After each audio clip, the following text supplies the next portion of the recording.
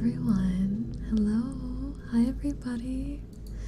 Hopefully you can all hear me. I didn't get the correct screen up so I can see everyone's chat in the right area. So give me 1 second to get to the right menu. There we go. Hi, everyone. Hi, Chemist, Randomosity, Annie, Eastern John, Muddrake, Patches, Cameron, Angel Feathers, Muddrake, Andrew. So many friends. Okay. Kitsu is putting prices on part 2 and part 3 of waifu. Is that the 2 bets? What are those, the 2 bets?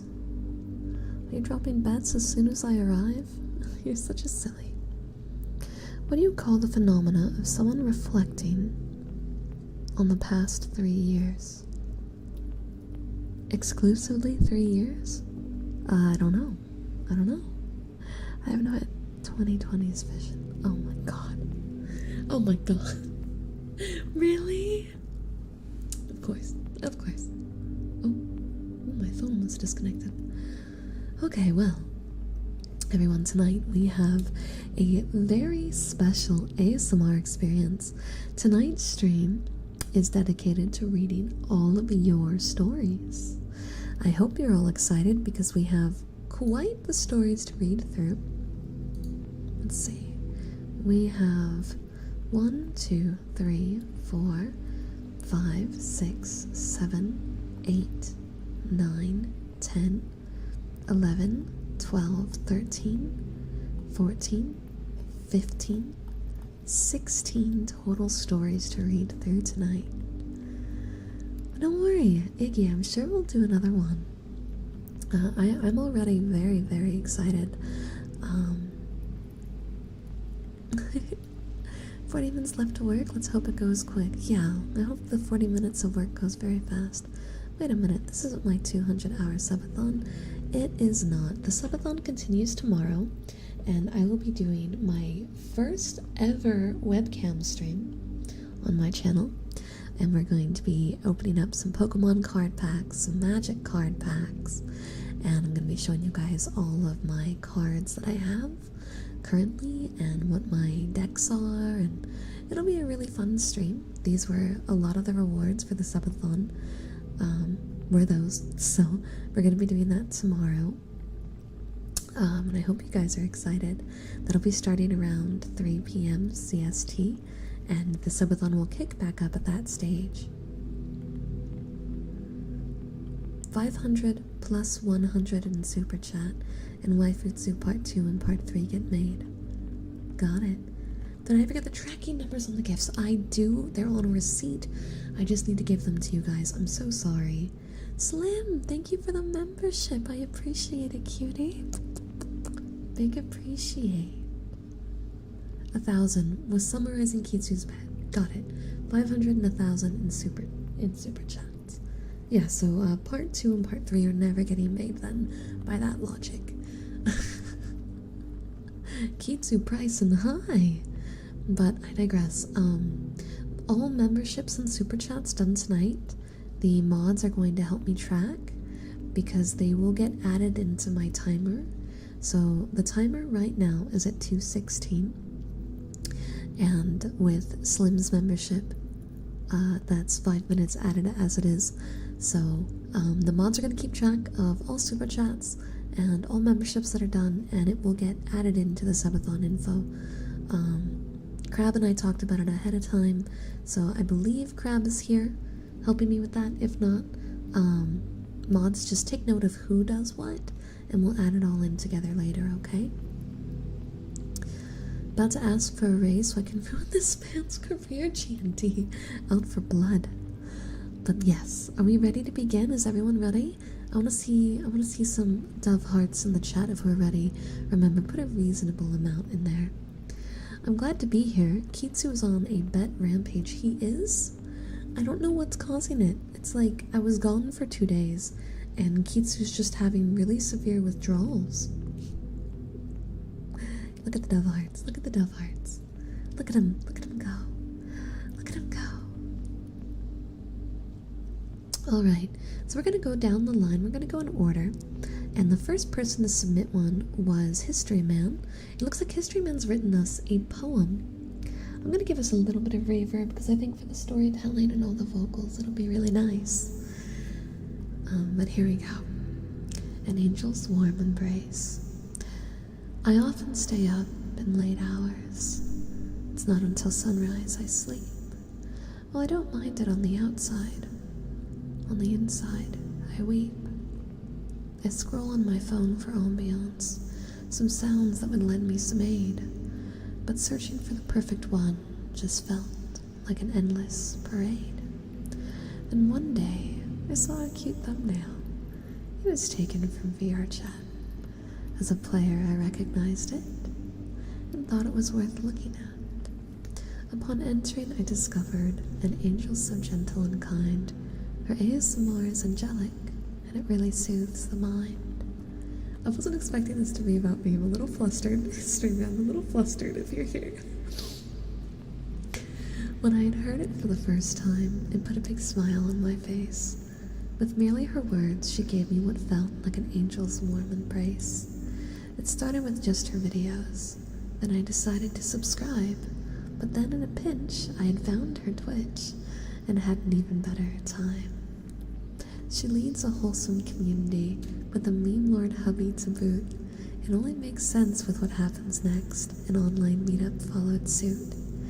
I thanked her for all that she's doing and that she is worth the world's praise. To cap it all off, I did what I longed and received the angel's embrace. Holy crap, History Man, are you here?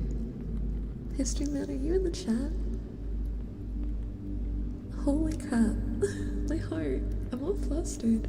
I didn't expect any of the content made tonight to actually be about me.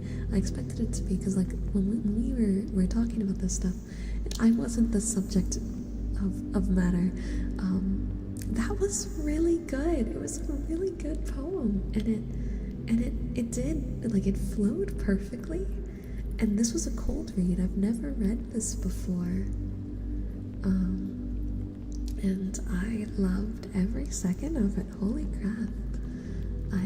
History Man, if you're here, thank you. If not, I'll go annoy you in BC later to make sure you know how much. Toby, you're in BC, actually. Yell at him. Tell him I love it. Tell him I love it. Alright. Granberria was the next one. And they sent me a PDF that I need to get. Alright. Okay.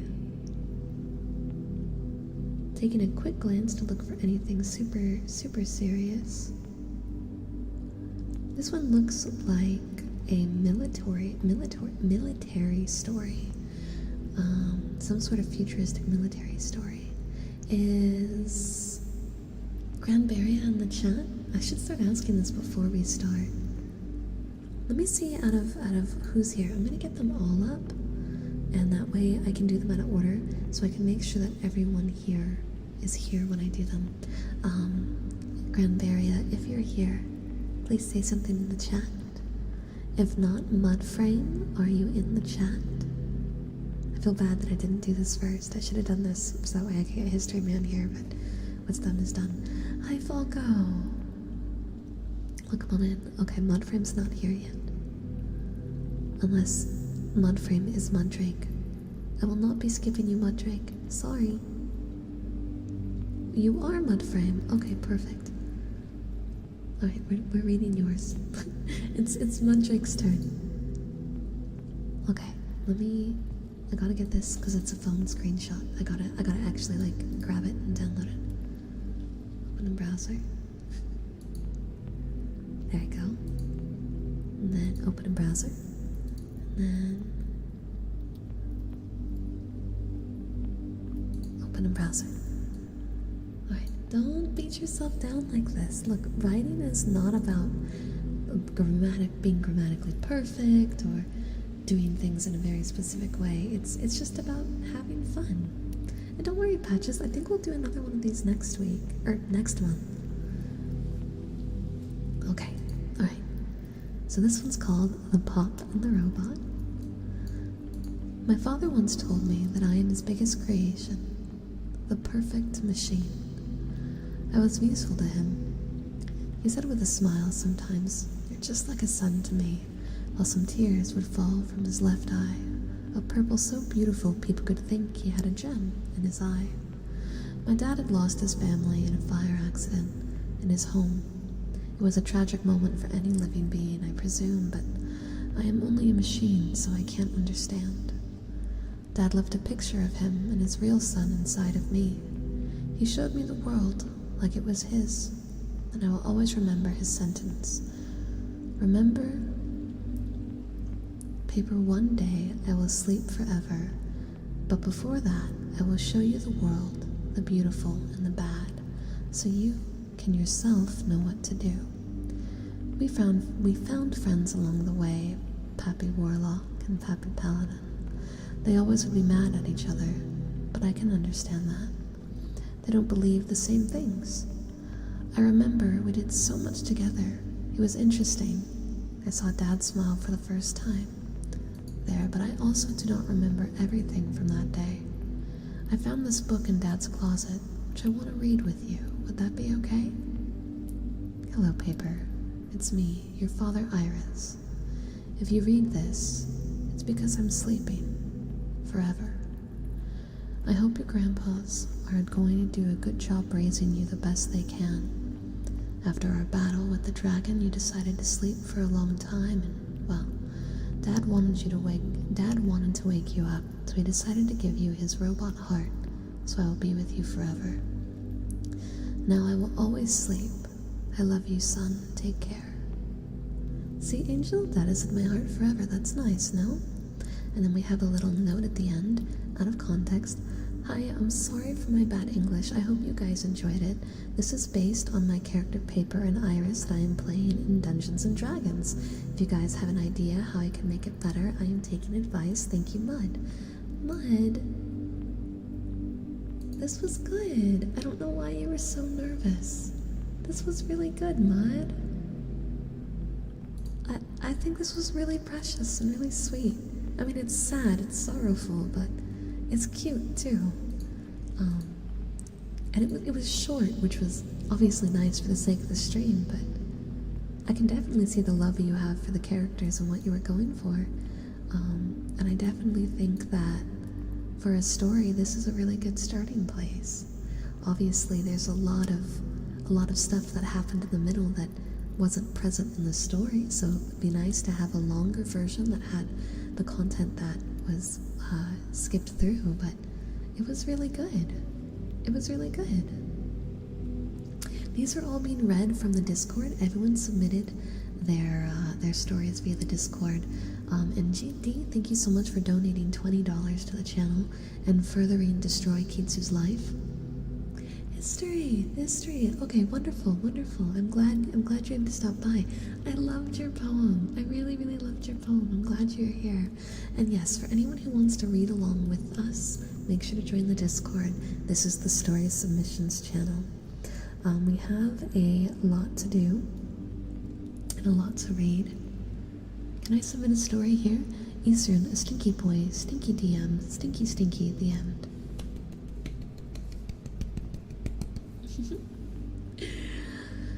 Alright, let's see. Let's figure out who's next. Real quick, I'm gonna see if, going back, Granberria, are you here? Oh, random, that makes me really happy. I'm glad you enjoyed writing. And it's completely understandable if you're not used to writing in English, if it's not your first language. You did very good. There was only one or two spots where I got a little confused on the phrasing, but outside of that, everything was very clean cut and easy to understand. So, especially knowing that this may not be your first language, you did very well.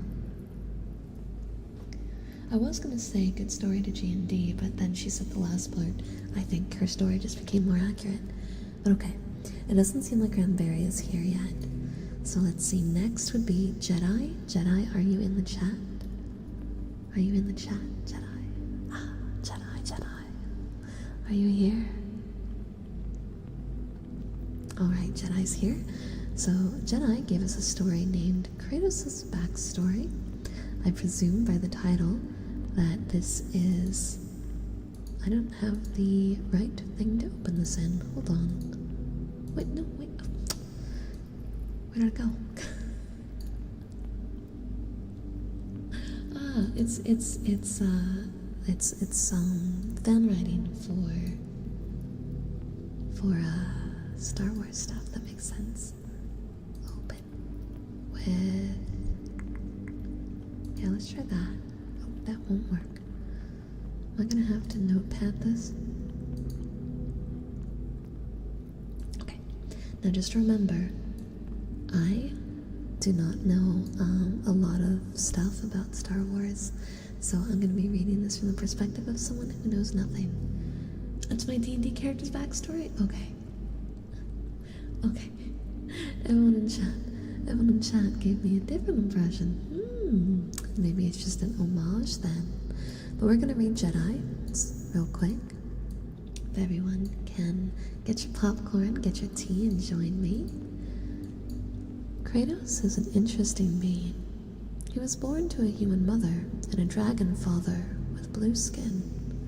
His father was tossed out of the den because he was too small. What is deer doing?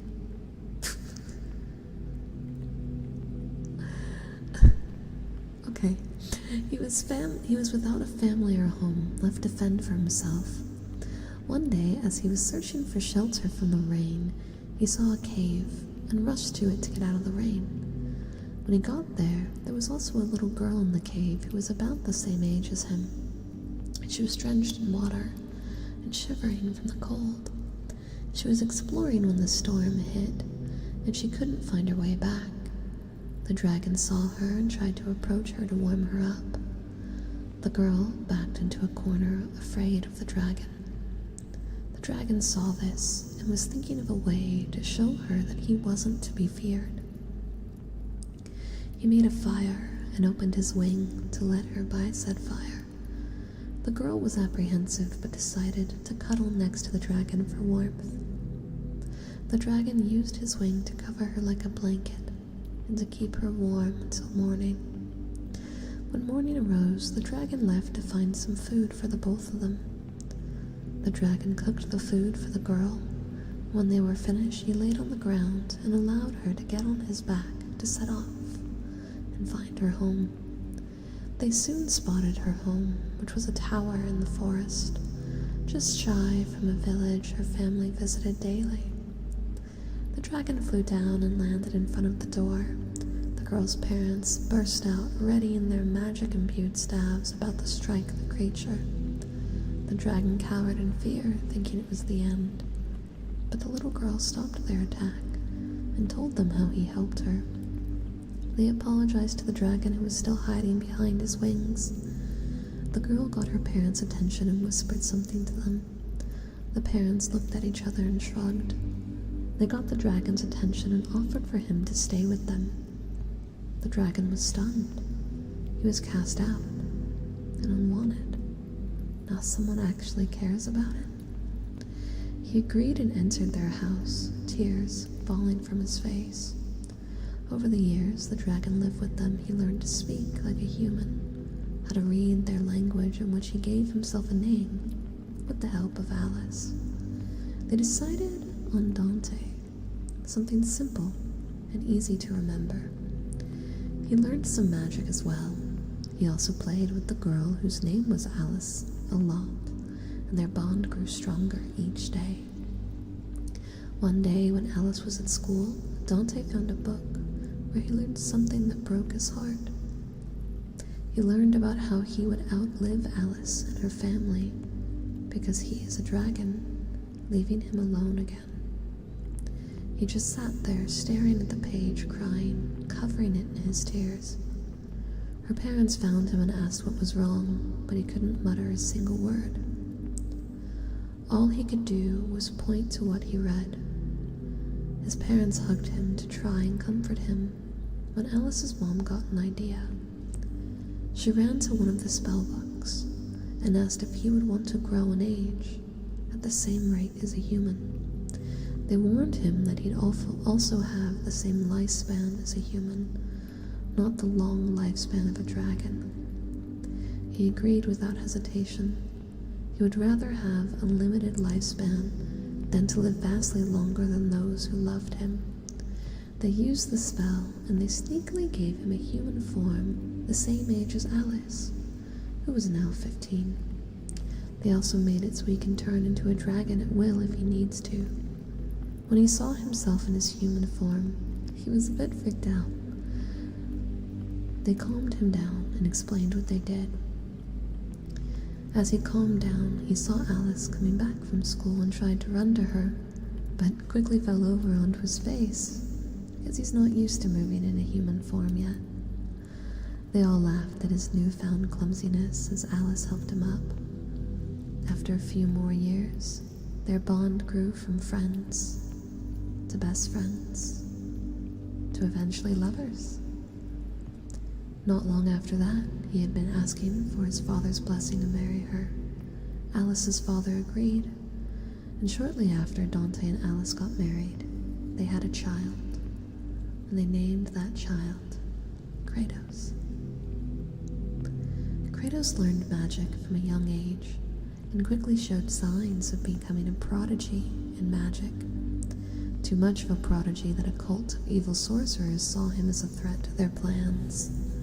Fortunately, they waited a bit too long to attack, and when they did, Kratos was ready to fight back.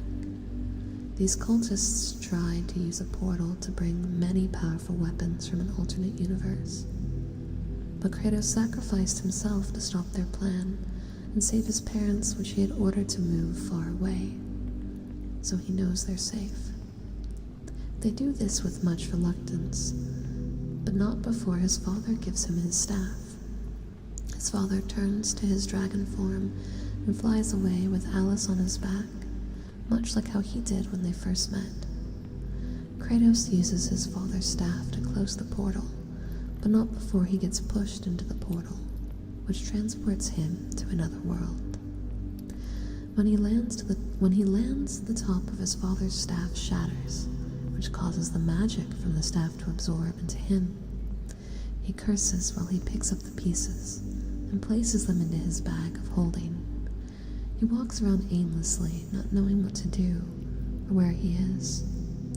He walks past a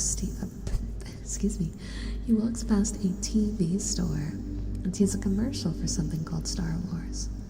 He watches closer and notices that they're using magic without spells, wands, or staffs. He goes to a local library when someone notices him. He asks if he's going to the Comic-Con that's in town. Kratos says yes and asks how to get there. They give him a ride and he buys a ticket with the gold he has in his pouch to try and see what the magic he's seeing is. He walks around the con and notices the 501st booth. He notices a girl there in similar garb to the people in the commercial he saw and approaches her. He asks her if she can be his teacher about the Force, and she agrees. They watch Star Wars together, and she teaches him about the fundamentals of the Force the best she can, considering it's fictitious in her universe. He thanks her by giving her a gold bar from his bag of holding, and then goes to a local park and sees if the lessons he's learned about the Force translate to the magic that he had absorbed. He decides to use this newfound knowledge to try and get back home to his universe. He meditates to try and get back home using magic. It works, and when he gets home, his home is in shambles, and his family isn't there. His magic also doesn't seem to be working, so he must relearn everything from the beginning yet again. After forging his father's staff into an enchanted double-bladed sword, he goes out into the world on a journey to find his family. Wow, that was really good. That was really interesting. And you said that this was the backstory you wrote for your character? Is this character currently in a campaign? I'm curious, but I enjoyed it. What did everybody think? I found myself falling in love with the father's character in the beginning, the dragon. Dante, I think, was the name that was picked. I want a story of what happens to Dante and Alice after Kratos is like, you know, an adult going amongst his own things. I want to know what's happening on them. Give me their side. I want to see.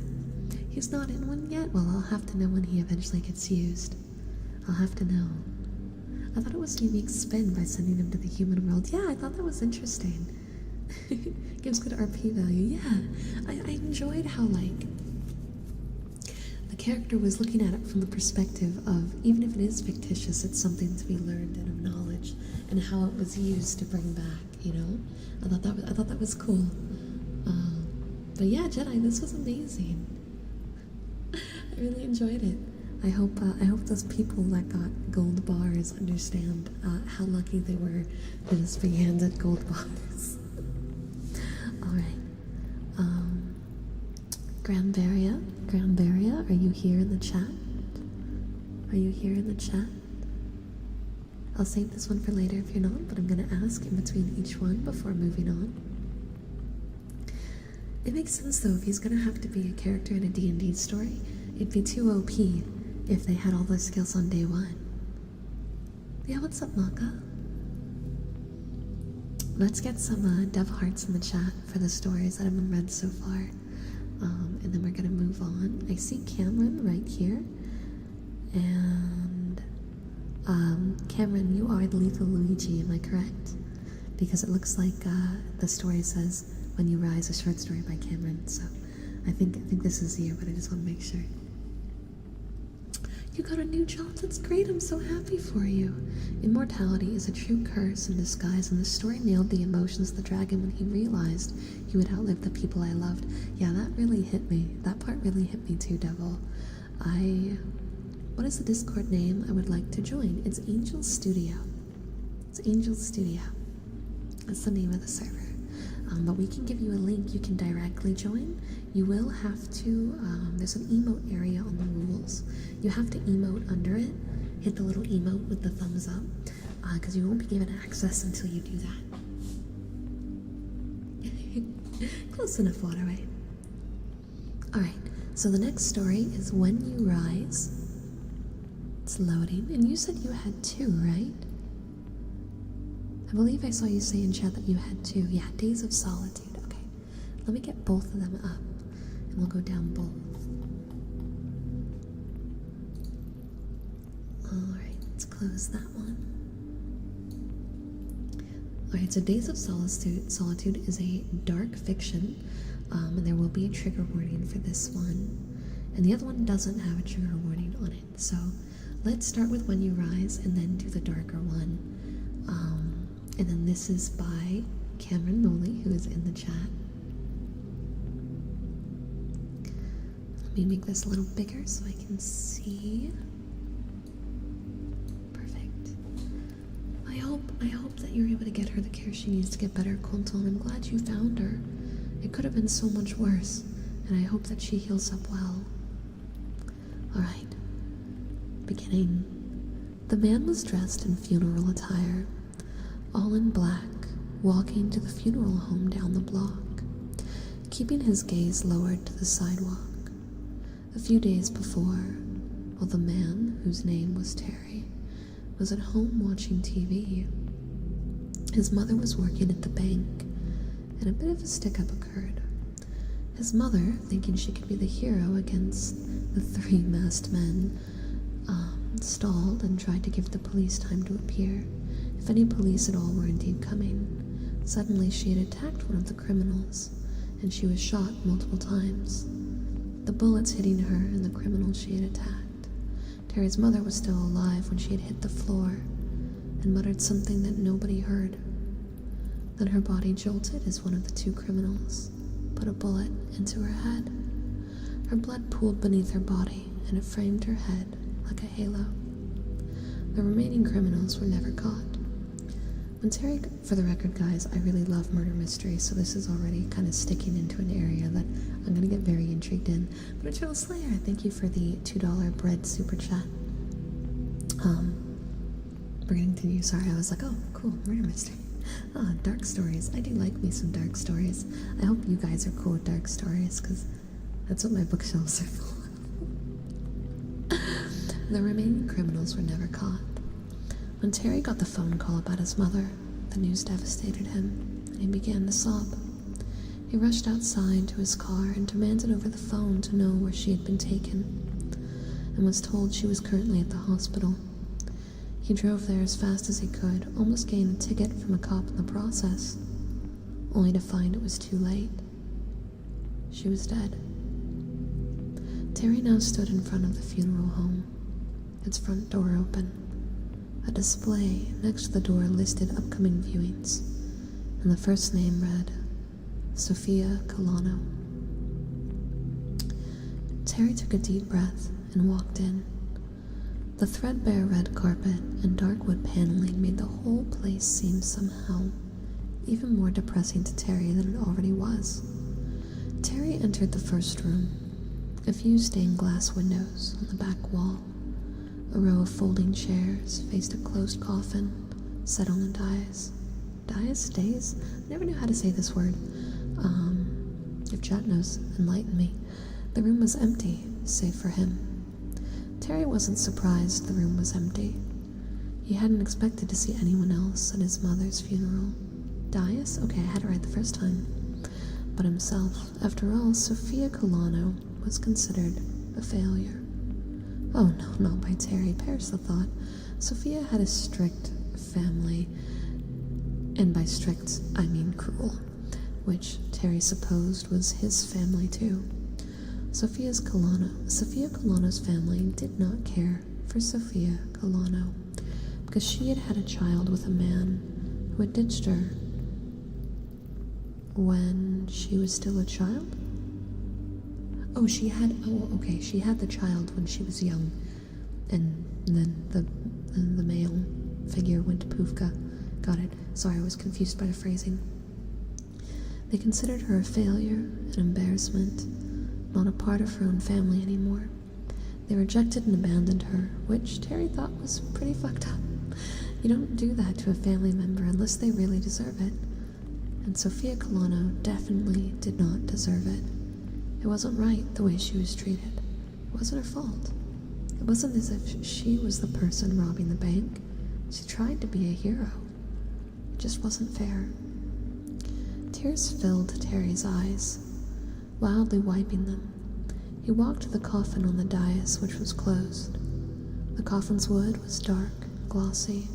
A large portrait of his mother was set next to the coffin. She looked so happy in the picture, so carefree.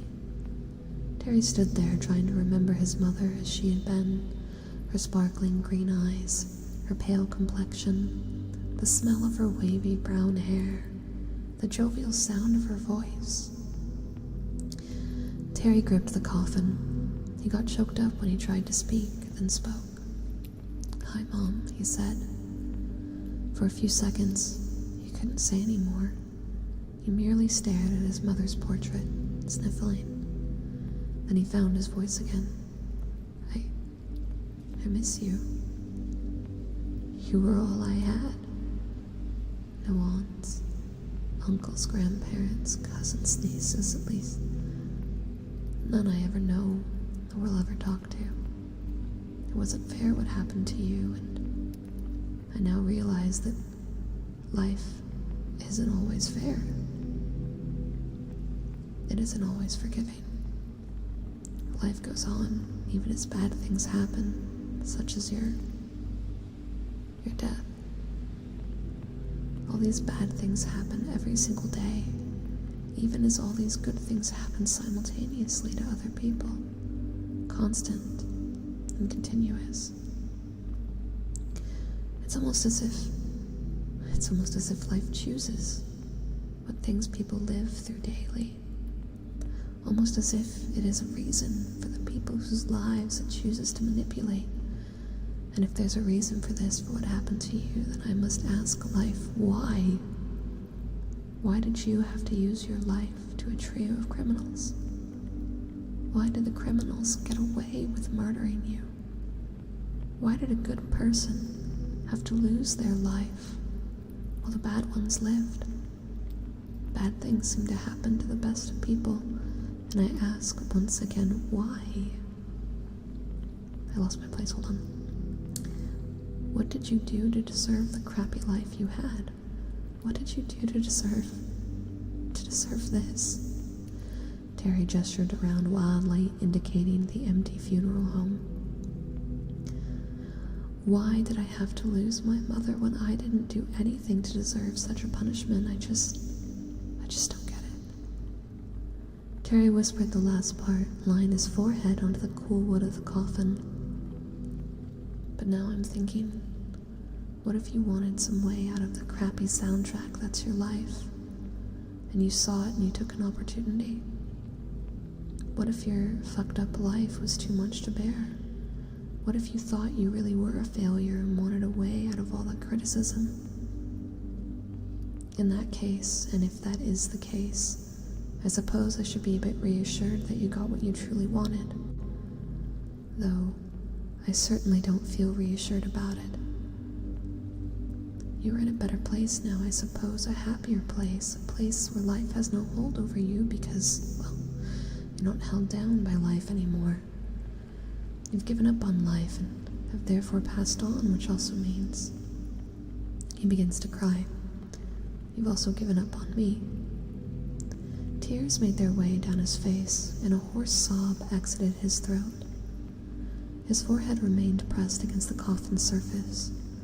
For a few minutes, that's all he did. Sob quietly with his forehead pressed against the cool wood. Then he straightened, wiped his face, and said, well, I suppose you got what you wanted. If that is the case, and if not, well, you're still in a better place now, I suppose. But before I go, let me see your face one more time. Terry leaned over and grabbed the coffin's lid and lifted it, and gasped quietly. The coffin was empty. Terry backed away in horror. She wasn't there. But that didn't make any sense. If his mother was really dead, then where's the body? A small but heavy thump reverberated from behind them, and Terry spun around and stared, his eyes wide in utter horror. On the ground, about 7 feet in front of him, was the object of his horror. It lay sprawled where it had fallen, struggling to stand back up and continue its approach. It was his dead mother. His deceased mother struggled meekly on the ground, as if it wasn't used to moving its limbs, as if its movements were a struggle for it. Blood slathered her face red from the crimson liquid trickling forth from the bullet hole on her forehead. Gun wounds ravaged across her side, stomach, and chest, oozed blood and stained her torso. Her hanging shirt red, blood wetting the floor in small red pools and streaks. She managed to get to her knees, moving stiffly and unnaturally. I can speak, I promise. And unnaturally, revealing her ravaged torso more clearly, torn flaps of ripped skin hanging loosely, and dark, meaty red holes trickling scarlet down her pale flesh. A fleshy hole coated her face crimson from her forehead. The skin that wasn't slathered in blood was pale as death, her lips a chalky white, her eyes milky and unfocused, staring blindly ahead of her. When she finally managed to stiffly stagger to her feet, Terry was still staring at her in horror. His deceased mother simply stood there, her clothes stained in crimson blood and torn from the conditions of her death. Her chest was still, meaning she wasn't breathing. She swayed lightly on her feet. Her eyes almost seemed to focus on him, but not quite. Terry continued to stare at his mother's deceased self, believing but not quite believing his eyes. "Mom," Terry managed to choke out. "It's you." She continued to just stand there, Was she's mute? Maybe she's mute, Terry thought. Technically, she should be, since she's dead. Terry couldn't stand to see his mother in such a horrid condition. Actually, he couldn't stand to see her at all because of the guilt that still plagued him, like a 10-ton anvil, that he hadn't been there to protect her. Terry waited for his mother to do something, anything, but she just continued to stand there. Her unfocused staring was beginning to unnerve him. That's funny, as if everything else about this predicament wasn't already unnerving. This was downright freaky. Shouldn't her wounds have been tended to and been stitched up by doctors? Shouldn't her torn clothes have been replaced by the funeral? Why is she here, Terry thought. Beside for the fact that she's dead, of course. Terry knew that spirits tended to come back from the dead and haunt people or places when they're disturbed or something important to them is left behind in the living world, but their physical body. What reason does his mother have to come back from the dead? Did she think that somehow something needed her attention here? Or had she come for him? Terry jumped. His mother had made an inquisitive sound from deep in her throat. Her eyes seemed to stare directly into his soul. She lifted her arm slowly in his direction, moaning like the undead corpse she was, and took a stiff-legged, wobbly step forward. Her arms were held stiffly outward as if reaching for him. Terry felt he couldn't move. She took another step forward, then another, then another. She was less than 3 feet away from him now. She was close enough now to where he could smell her deceasement. He could see the milky cataracts in her eyes, each torn flap of skin, the clothes, the white chalkiness of her lips, her pale as death complexion, in almost perfect clarity. She took another step forward. She was right in front of him now, her arms held to each side of him, close enough to grab him if she desired it, close enough to just grab. And she wrapped her arms around him. Terry stood stock still. Terry stood stock still in shock for a few moments. Yeah, this is a horror. We're reading for everyone who came in during this one, because I can see the number of viewers jumped a little bit in the last few minutes. We are doing stories written by the community. If you would like to read along with me, you can. They are all in the story submissions portion of the Discord. You can join the Discord by doing !Discord. And yeah, we've got a lot to read. We're on page 3 of When You Rise. Alright, we're going to continue. Terry stood stock still in shock for a few moments. His mother's deceased arms, stiff with rigor mortis, wrapped around him in what seemed like a hug. And Terry then realized what had been in his mother's milky eyes as she had approached him. It was helpless, unbridled love toward her one and only living son. Her mother's love was evident, even after death.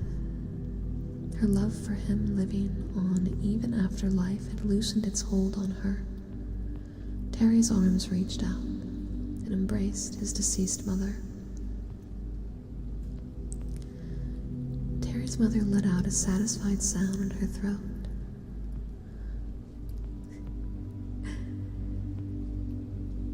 No worries, zombie. Don't worry. You're good. I take breaks in between the sentences a lot. You don't have to worry about it. I take quite a few stops. Actually, I need to take a sip of my drink because my throat's hurting.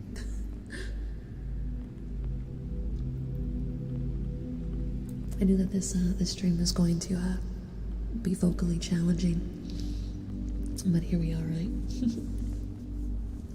Yeah. Only on page 4.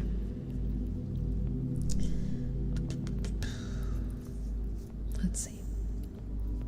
Oh, Borb. Terry's mother let out a satisfied deep sound in her throat, just a sort of grunt, but to Terry it sounded like live.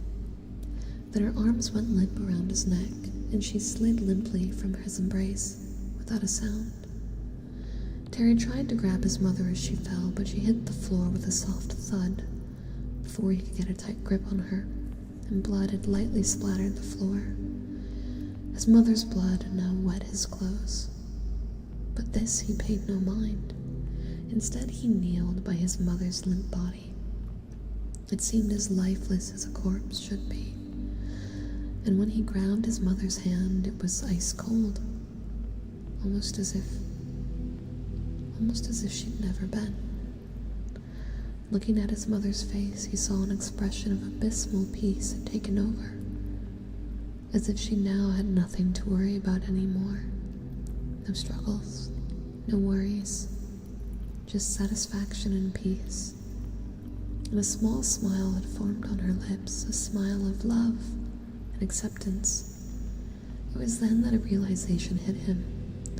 His mother had stayed in her body, still enduring great pains from her death wounds until this exact moment.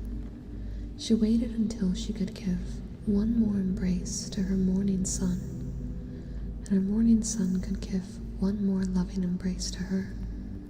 And as soon as she was reassured of her satisfaction, she left her body one last time. This time for good. After showing Terry that she still loved him, that she didn't blame him for not being there for her at her death, that she still loved him after death, and she'd done what she'd done for a reason, done what she'd done while knowing the consequences. And with this realization came a kind of release of Terry's fears, a kind of relief that filled his soul, his being, with an unquenchable love for his mother, replacing all the guilt and regret that plagued him like a sickness invading his mind. Terry's being was now filled with reassurance that it hadn't been his fault she had died, that she was just at the wrong place, at the wrong time, and that his mother was in a better place, a place certainly better than the one she'd left. It was like that 10-ton anvil was finally released from his shoulders. Terry gripped the pale, cold flesh of his mother's hand and remembered. It was as if the long-forgotten memory thrust itself at him. His mother sitting on the couch reading a book, while Terry, who was 9 years old at the time, made his mother a picture on the floor with his crayons and paper. They had both been silent as they concentrated. Sophia on her book and Terry on his picture, and his mother had remarked seemingly out of the blue, "You know, Terry, there's a better place out there." Terry looked up from his coloring, startled, and asked, "What's that place, Mom?" Sophia had put down her book and looked at him with a smile on her face, and replied, "Up." Terry was confused. "Are you talking about the sky, Mom?" Sophia had laughed so at Terry's question, but it wasn't a mean laugh. It didn't make him feel stupid. It was light, carefree, lifting, that made him feel privileged. "No," his mother had replied, "I mean up. When we exit this world and go on to the next place. It's not a place you can simply pack your bags and travel to, though I suppose some people wish it was. It is a place better than any other. Certainly this place. Terry, it's a utopia of utopias, a place only the privileged may enter."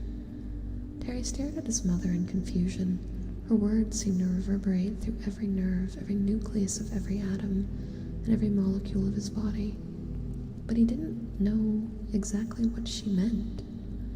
Her sudden outburst had caught him by surprise, though he couldn't imagine why. She was always telling him new stuff, sometimes cool and sometimes not. But no matter what she was talking about, he always listened. But this time seemed, I don't know, somehow different. Somehow as if she was trying to prepare him for something, albeit something much farther in the future, though he didn't know at the time How can you get there? He asked intently, noting her expression was one he did not like. It was solemn, melancholy, somewhat sad and ultimately thoughtful. His mother did not answer at first, so Terry waited. His mother stared off into the distance with that expression he didn't like upon her beautiful features for a full 10 seconds. Then she replied in a soft voice, "When you rise." Terry stared hard at her, and something had clicked in him at that moment, something so far in him he didn't even notice it, perhaps in his subconscious. He looked at the picture he was making, then at his mother's far-off expression, then at his work of art again. "I lost my place, 1 second." And he loudly crumpled it up. His mother glanced at him startled as Terry threw the paper ball to the side, where it rolled and hit the couch. Terry pretended to crack his knuckles, then pretended to crack his neck, got another blank sheet of paper, and got to work. It was about 20 minutes later when he set down the last nub of crayon he was using and sighed satisfactorily. He took his pencil and signed his meaningful masterpiece with his name, and tossed the pencil to the side. He stared at his art for a few moments, chewing his thumbnail, then stood up with the paper in his hands, the expression he didn't like. After 20 minutes, was still on his mother's musing face, and he walked towards her, and she looked at him. "What's that you got there?" Sophia asked, her melancholy expression breaking momentarily into a smile at the sight of her son. 9-year-old Terry handed his mother the picture he'd worked so hard on, watching his mother's face for a reaction.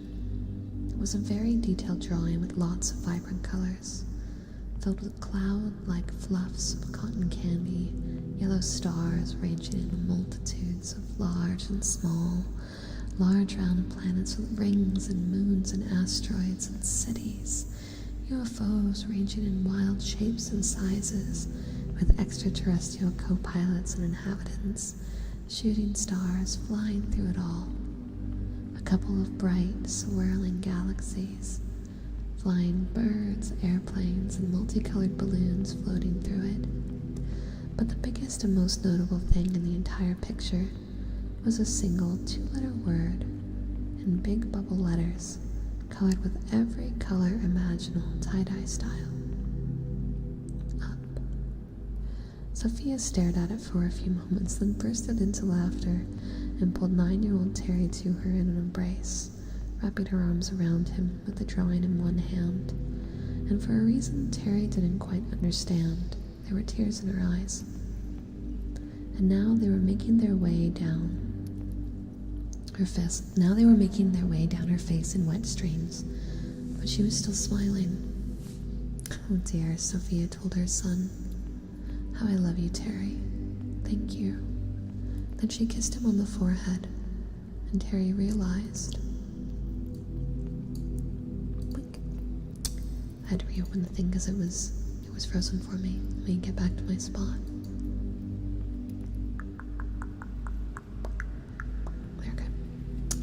Terry realized with great happiness and satisfaction that the melancholy, thoughtful expression that had been on his mother's face was gone, and was replaced with one much more desirable to Terry.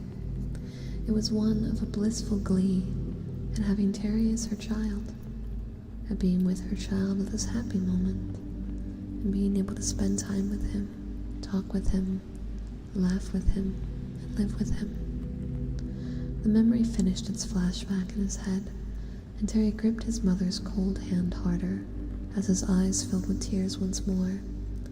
But they weren't just tears of sadness and longing. This time, there were also tears of happiness and joy for his mother, for she was in the very utopia of utopias she'd told him about so many years ago.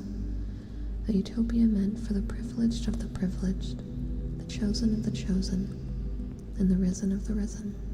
She went up, and by doing so, she'd left him behind. Terry sighed, his cheeks wet with tears, It doesn't matter, he thought, if she's left me behind or not, she's reached the final reward. A reward for words. And Terry couldn't help but feel happy for her. Wiping his cheeks, Terry somehow knew with certainty what was meant to be done. Terry picked up his mother's corpse, noting sadly that his mother's body seemed to weigh next to nothing. Then, with a kind of ritual feeling, he slowly walked to the coffin, which was 2 feet behind him. Then, with her arms and legs and head dangling limply, her hair a hanging shower of brown, he slowly lowered his mother's body into the soft, velvety cushion of the coffin's interior. Without gratitude, he'd realized he'd gotten his mother's crimson blood on his hands, and he lightly wiped them on his black dress shirt. Leaning over, Terry propped his mother's hands onto her chest and straightened her head and legs properly, setting her long hair under her body instead of the halo it resembled around her head. Patches, thank you for the $20 super chat. Give me another sec to drink a little bit more. I think I'm actually going to run to the kitchen and refill my drink because it's empty.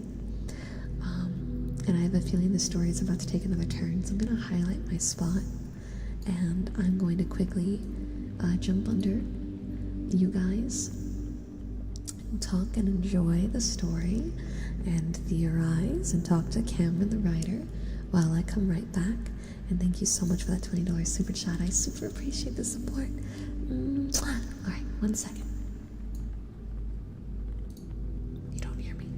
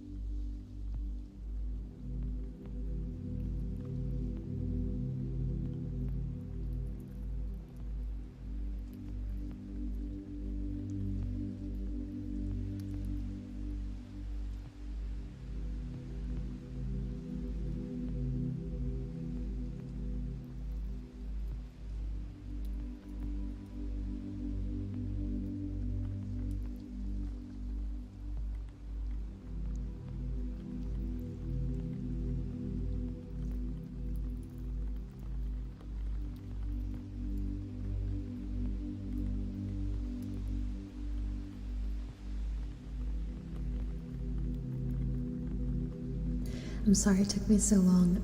I realized after I went to refill my drink that I didn't eat earlier, and that on its own was fine, but I had to take my meds, and my meds have to be taken with food, so I was like, oh crap. So I made some hot tea, I brought some ice water, and I had a sandwich on my little break to make sure that I could take my meds properly. So sorry about that, but I had to be responsible. And I have some hot orange tea right here. Am I in the bathroom? No. I had to get some food made for me to be able to take my meds. I'm sorry about that.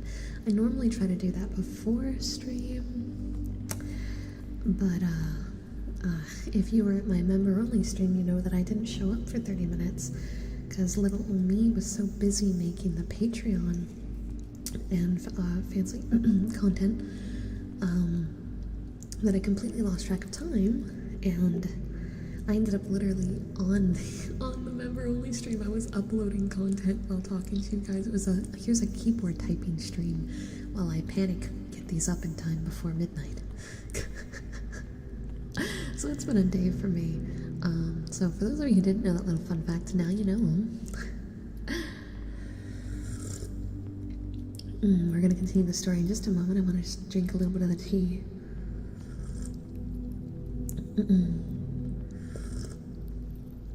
Well, I'm only doing stories that people are in chat, so at the very end, if there's any free time, I will be reading the other ones, but it all depends on how many people are present in the chat for the other stories. But how do you say we get back to it and we finish this one? Cameron, I think I'm going to just do this story and then give some of the other people a chance for who is present, and then come back to your second story if you're cool with that. Just to make sure everyone gets a little bit of screen time. And I'm taking my time. Alright, where did I take one more sip of my tea? Oh my god. There we go, okay. Alrighty. Continuing on. Then he slowly closed her eyes. Terry stood there for a few minutes over his mother's coffin, staring down at his mother's peaceful, satisfied expression. She's happier now, he thought. Yeah, in a better place than this currently crappy one. A place certainly more rewarded, wrong mind. A place certainly more utopian than the one she'd left. Yeah, of course. Certainly, she's been rewarded. Yeah, rewarded. But that didn't stop him from missing her. Terry sighed again. He's not going to see his mother for a long time. Unless Terry mused on an idea that surfaced from within the depths of his mind. 2 funerals buried side by side. I'd be able to see her again. Terry began to smile, but his mouth faltered mid-smile. What? Had he seriously been considering suicide? My God, Terry thought. Good Lord, if there's any way to insult his mother's passing, committing suicide was it.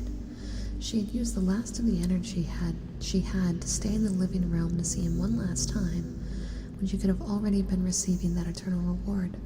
She'd endured the undoubtable, excruciating pains of her death wounds, so he could see and embrace her one last time. She'd rejected the utopia of utopias for a short while, just so she could remind him to live. And he was going to insult that by killing himself? Terry was mortified. He stared at his mother's peaceful expressions. It would have been extremely rude to take such actions when his mother's spirit had personally visited him to remind him to live on.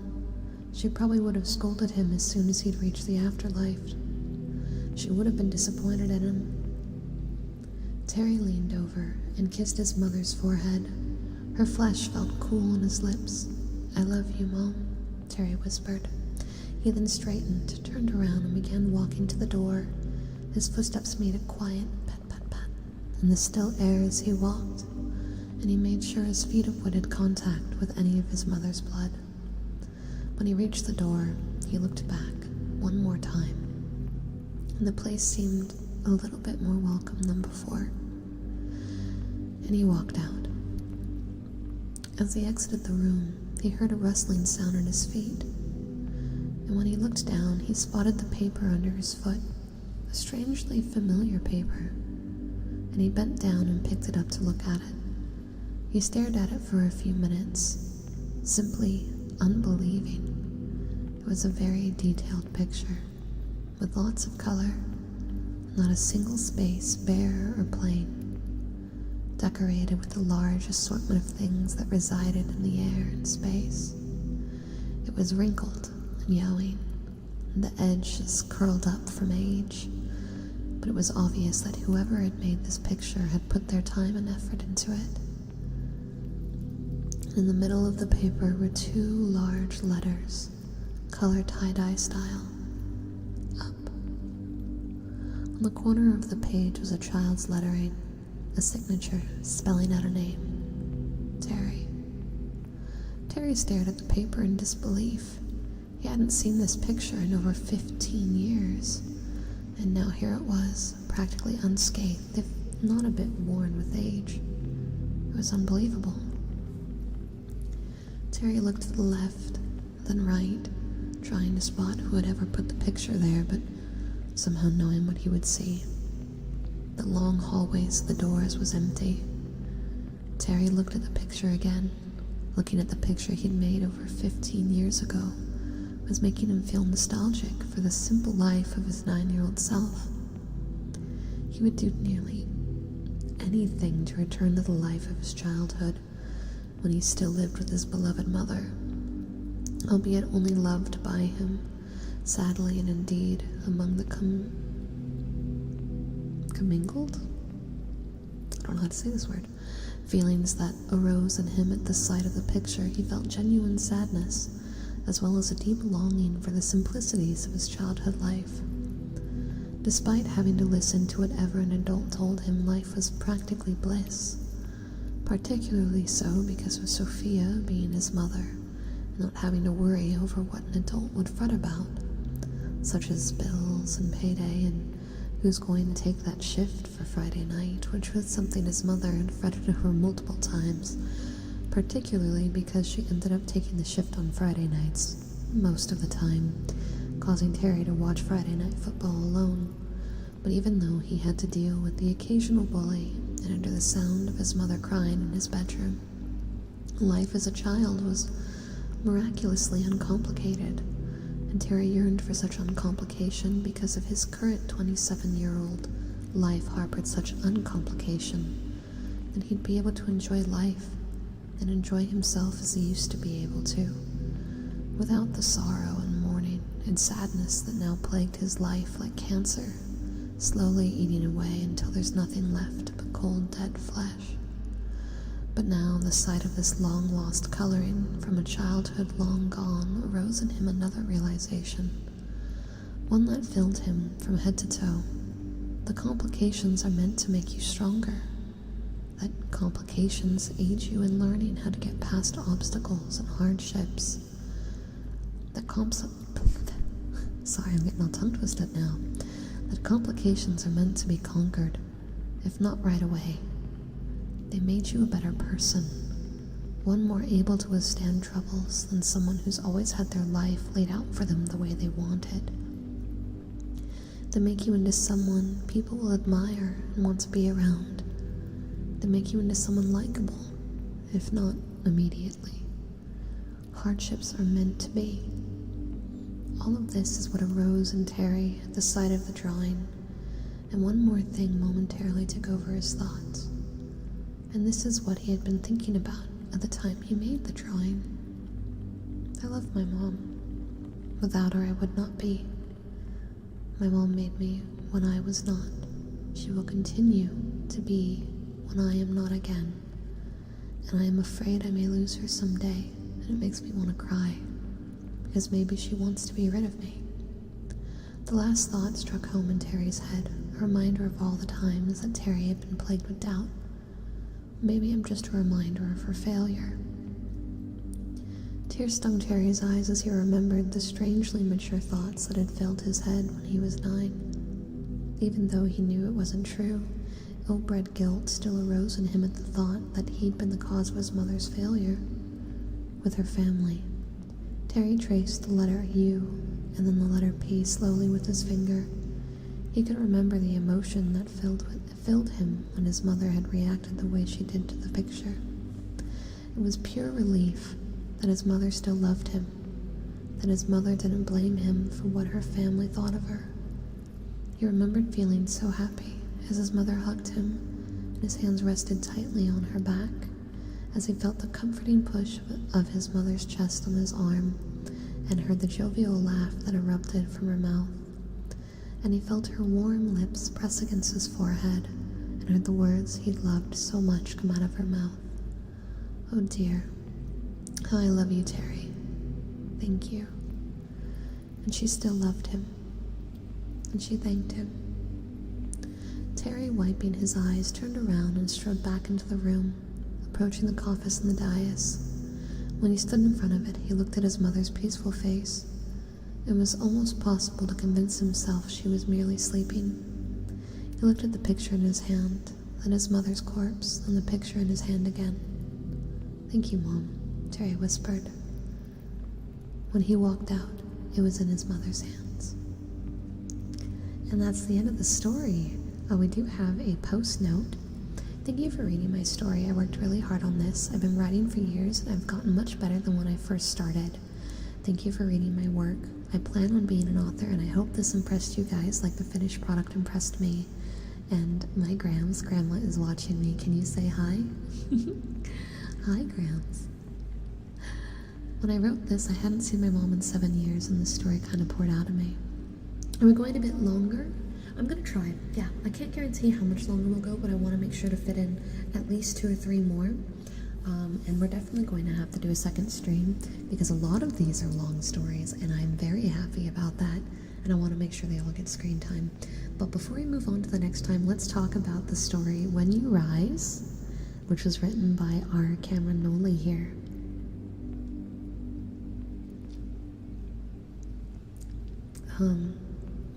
So I thought that the story was very intense.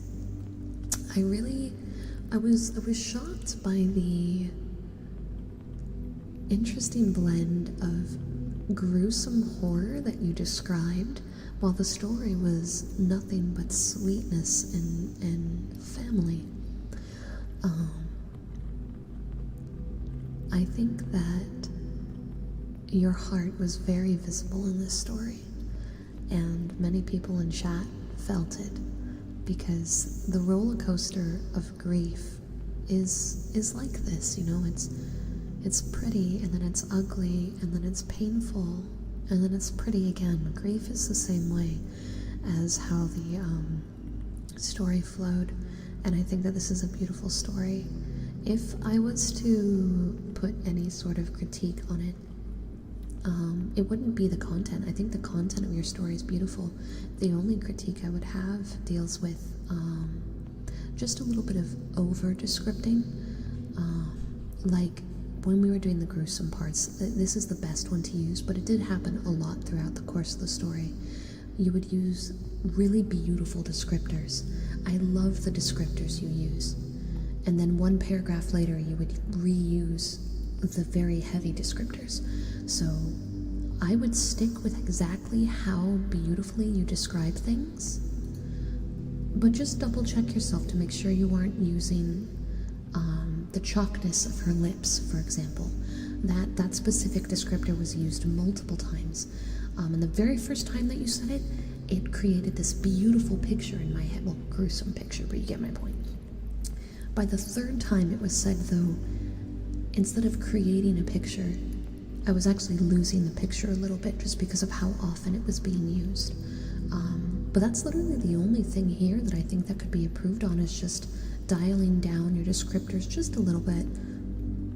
And other than that, this is quality. I think your future plans of being an author are very much a realistic venture. And I'm excited to check your next story. Yeah, it can be really hard. Those are one of those things that, like, when you're writing, you have to go back and check or have someone else check, because I make that mistake too. I make that mistake vocally. It's an easy one to slip into.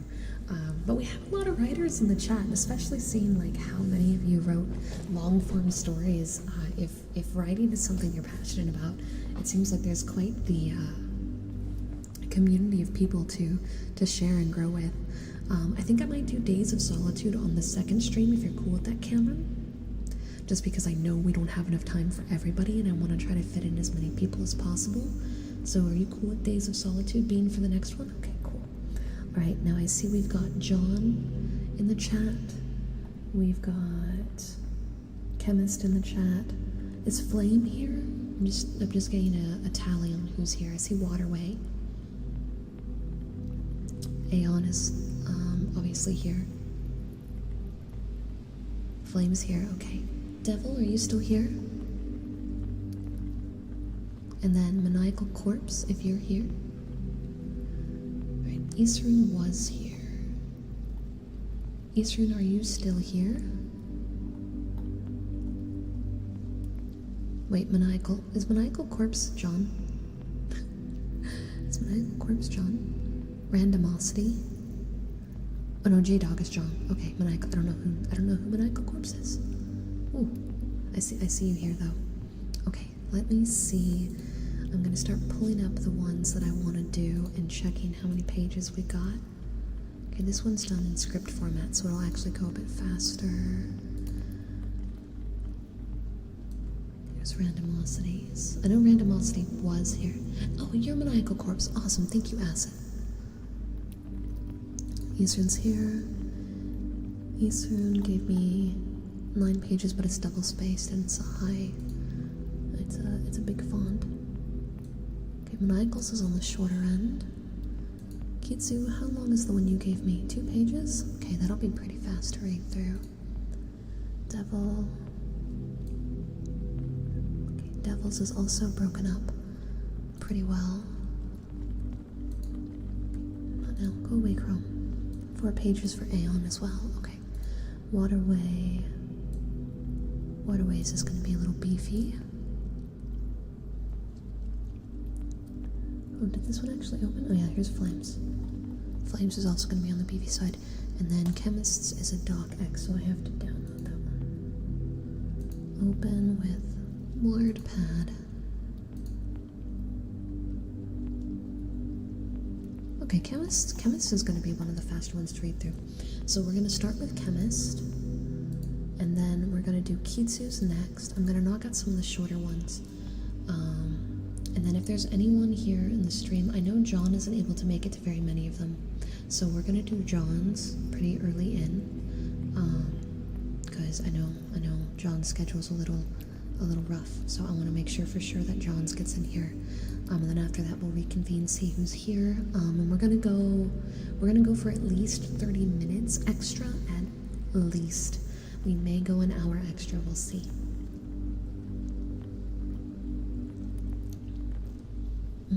Okay, let me make sure. Oh, okay, no, don't do that. Again, make that smaller. I'm just getting all my windows properly arranged. Okay. All right. So this is She Rescued Me, written by Chemist. And these ones are done in journal entries. Chemist, if there's anything you want to let us know, feel free to talk in the chat. I have no idea the genre, so we're in for a wild ride, chat. Journal entry 1. Today, after getting home from my college for winter break, I found that I had messages from my childhood friend Enya. She posted an image of me and her from when we were in high school together. It was a nice picture. She was the one with her arm around my neck, while I looked awkward with my glasses and messy hair. In that picture, she had just helped win a basketball game for her school. She celebrated the occasion with the basketball in one arm and me in the other. She was sticking her tongue out and giving a peace sign, while I had a look on my face at that moment as though I had no idea what had just happened. Entry 2. It was a sweet picture. It made me remember all the times we spent together, from when we met when I was 10 and she was 11. That was such a good day, the day we met. That day I was forced by my mother to get my head out of my books and to meet a new neighbor because they had a kid around my age I could play with. I remembered rolling my eyes and saying, "Sure, Mom." Sure enough, as soon as I met her, she introduced herself to me as Enya Sparks. She was the kind of girl that was unafraid to get a little dirty. She still was nice to me because I was nice to her back, and another significant moment we shared was that for the next 4 years, while we weren't in the same school, we would spend lots of time hanging out while we were taking walks in the nearby forest, talking about nothing or anything, or doing so while huddled up nearby our fireplace. We had lots of fun. We were, of course, thick as thieves during our high school days. She became a skilled athlete while I focused on studies. I always made sure she understood the material at school. She made sure I was safe in the hallways. By the time I graduated high school, I was 18 and Enya was 19. Excuse me. And a rookie in the local fire department. I have to actually clear my voice. Hold on.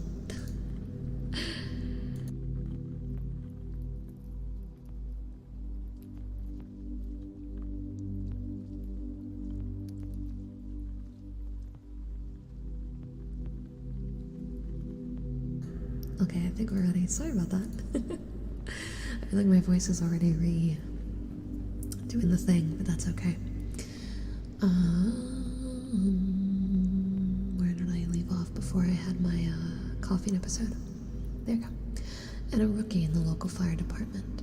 She was alright with willingly rushing into the fire to save potential victims. Unfortunately, while we kept in contact with phone and mail, it was a more quiet sense of communication. I had to move away from my studies until today, when I could be back home for a bit. Entry 3. I'm on a bus. I remember my parents' words of, "Son, you're special. You were born to do great things." And I hope they were right about that, because here I am, 21, and I'm studying to be an accountant, but I haven't gotten a job or any work experience yet. I hope my parents consider that to be impressive in their eyes. I wonder how well Enya had been doing her job as a firefighter. I hope she didn't get hurt, even if it's just a scar. Entry 4. Here I am, at her home. She once told me the story of how her folks passed away a year or 2 ago. She had forgiven me for not being able to attend her funeral when it was then, especially since I was actually sincere back then, with my regrets and not being able to attend when it was then. Entry 5. So today I made it up to her by visiting her parents' graves in the cemetery of this town. Fortunately, unlike most towns, it didn't become gradually abandoned or left. How did I lose my place just now? There we go. Or left behind with the locals moving to the cities. It found a new spark of life with that fact that it could be a refuge for folks to go during the winter. In that, the town was surrounded by a large forest on several sides, which could help catch snow almost magically. Additionally, this town had an archaeological discovery. It was the birthplace of a mysterious woman who became a witch and disappeared before folks could talk to her. The witch apparently lived within the winter months and went around looking into people's windows. If she smiled, it was a sign of good luck. Entry 6. That's fortunate. Last night I was resting in the guest bedroom of Enya's house when I woke up and I saw a woman. The woman had bright blue skin and a cloak made of white furs. She had a stoic expression and she smiled at me. She somehow also whispered the words, "Everything will be okay, Nicholas Frost." I wonder, how did she know my name? I woke up Enya and I told her. That night she had me sleep in the same bed with her so she could protect me. I don't doubt her words, but something about the witch seems to spook out Enya. She had a muscular build, built up from carrying firefighter equipment and sprinting up and down stairs, all without getting tired. And while rushing into a burning building, there was some kind of spike of fires and while carrying people out. And if the witch is carrying Enya, then that mysterious woman might have had something scary about her. Oh, scaring. The witch is scaring Enya. That the mysterious woman might have had something scary about her. My apologies. Alright. Mr. Journal, just in case you had forgotten, my name is Nicholas. It has been a week or two since my last entry, but it felt like yesterday. Last week, I had a terrible pain in my stomach. Next thing I knew, I couldn't see anything beautiful, good, or positive, and my vision flickered. Sometimes I could briefly see the beauty again. Sometimes I couldn't. Probably because I had only one eye affected. Enya tried to help, but she couldn't help but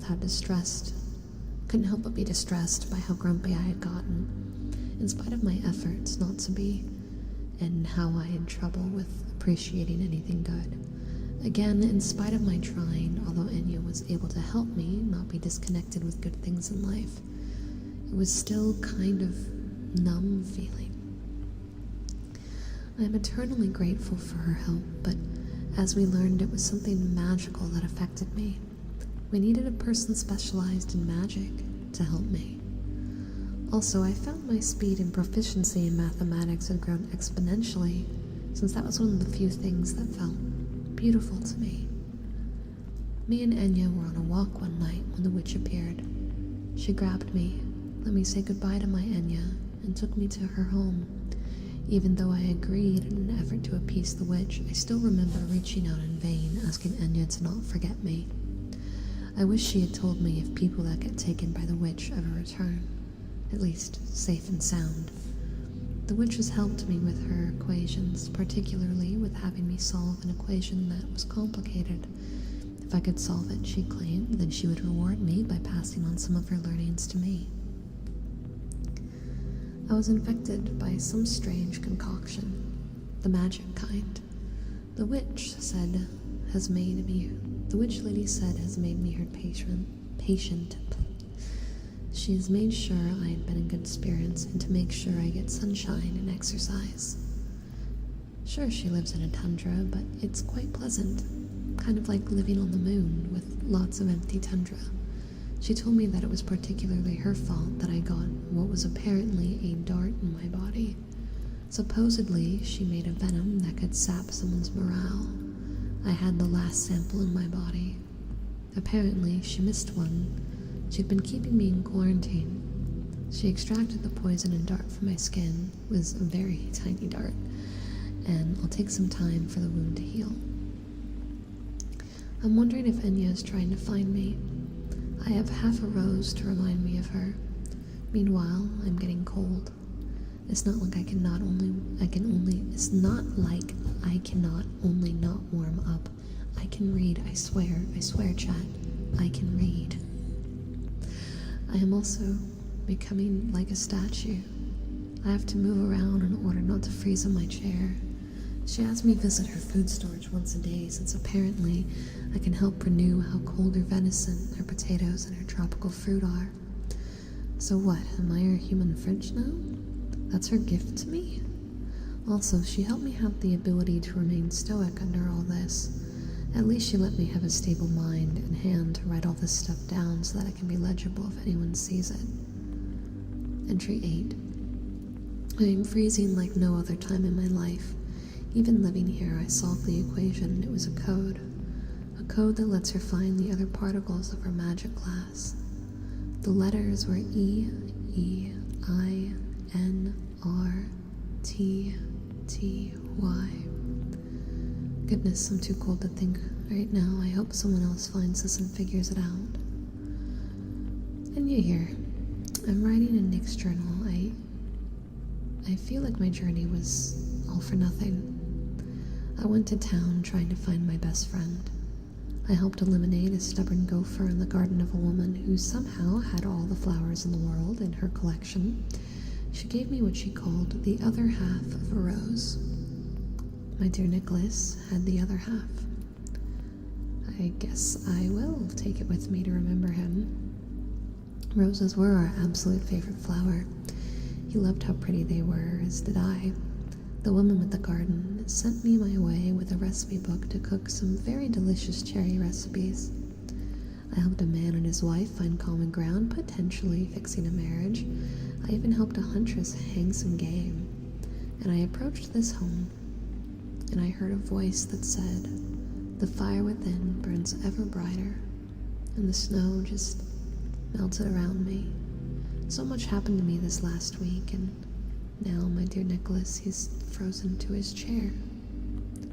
I wanted to find the witch, to make her answer to killing my best friend. I want to give him one last hug and a kiss. I'd fallen for him.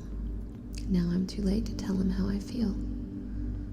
When I'm done mourning my best friend, I will take this journey and finish our two tales. The series of letters, I am crying as I write this.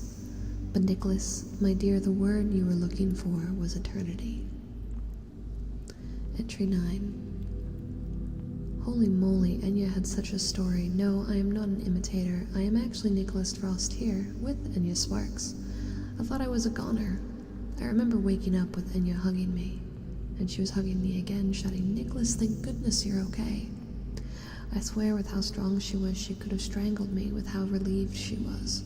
She had clearly thought I was dead, and my God, I would not want to think about how the word eternity...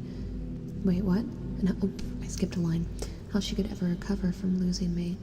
We don't have to be in love to be this close. I spoke the word eternity, and then I stopped feeling cold. I could now make things cold. I was like some kind of comic book character now, same with Enya, who could now control fire, while I could control ice. As I'm writing this, me and her sitting together, once again at the fireplace at her home, I love that she won't stop hugging and cuddling me. Me? I would never want to lose either. We made our way back home. The journey was a slower one because now we could take our time. We received a hero's welcome to each other, the people she helped out. The hunter lady was bartering prepared meat and leather from the game. The married couple were happier, and the gardener later I can do this, I promise. Lady was selling cherry pie at a store. It was worth another week-long journey. It felt really nice to solve an important equation. I had a voice from the witch who thanked me. Now she can help make a concoction that does the opposite of the first one. The new one could raise morals and spirits. Turns out the equation wasn't something other than to see if I could do it. I impressed her. Hold on, journal. Enya wants to show me something. Entry 10. Well, turns out me and her aren't the only ones with powers like we have. There are others. And there we go. That's the end. Now, unfortunately, WordPad butchered the formatting on the file, so I made a lot of verbal mistakes, and I'm sorry. But you guys might be able to get the thing to open up with the right program and it not be such a mess. But what did everyone think? This one was written by Chemist.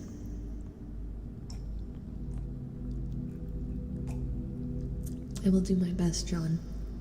I will do my best.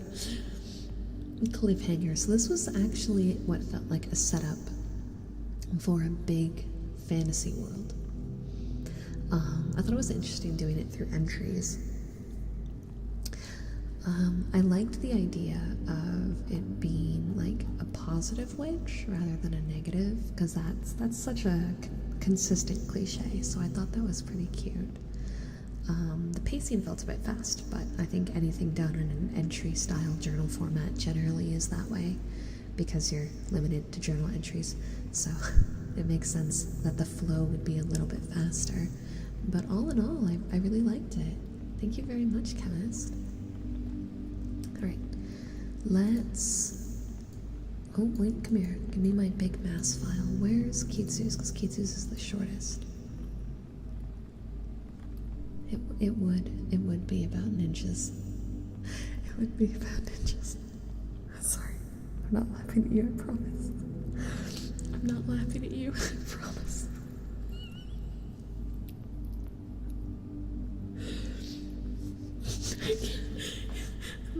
The more you act up, the more I giggle. It's just so Kitsu. It's just so Kitsu. It doesn't get more Kitsu than this.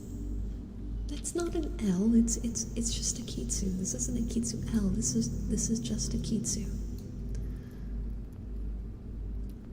Alright, there's a lot of Japanese names in here, so you'll have to forgive me if the pronunciation I use is different than the pronunciation you expect.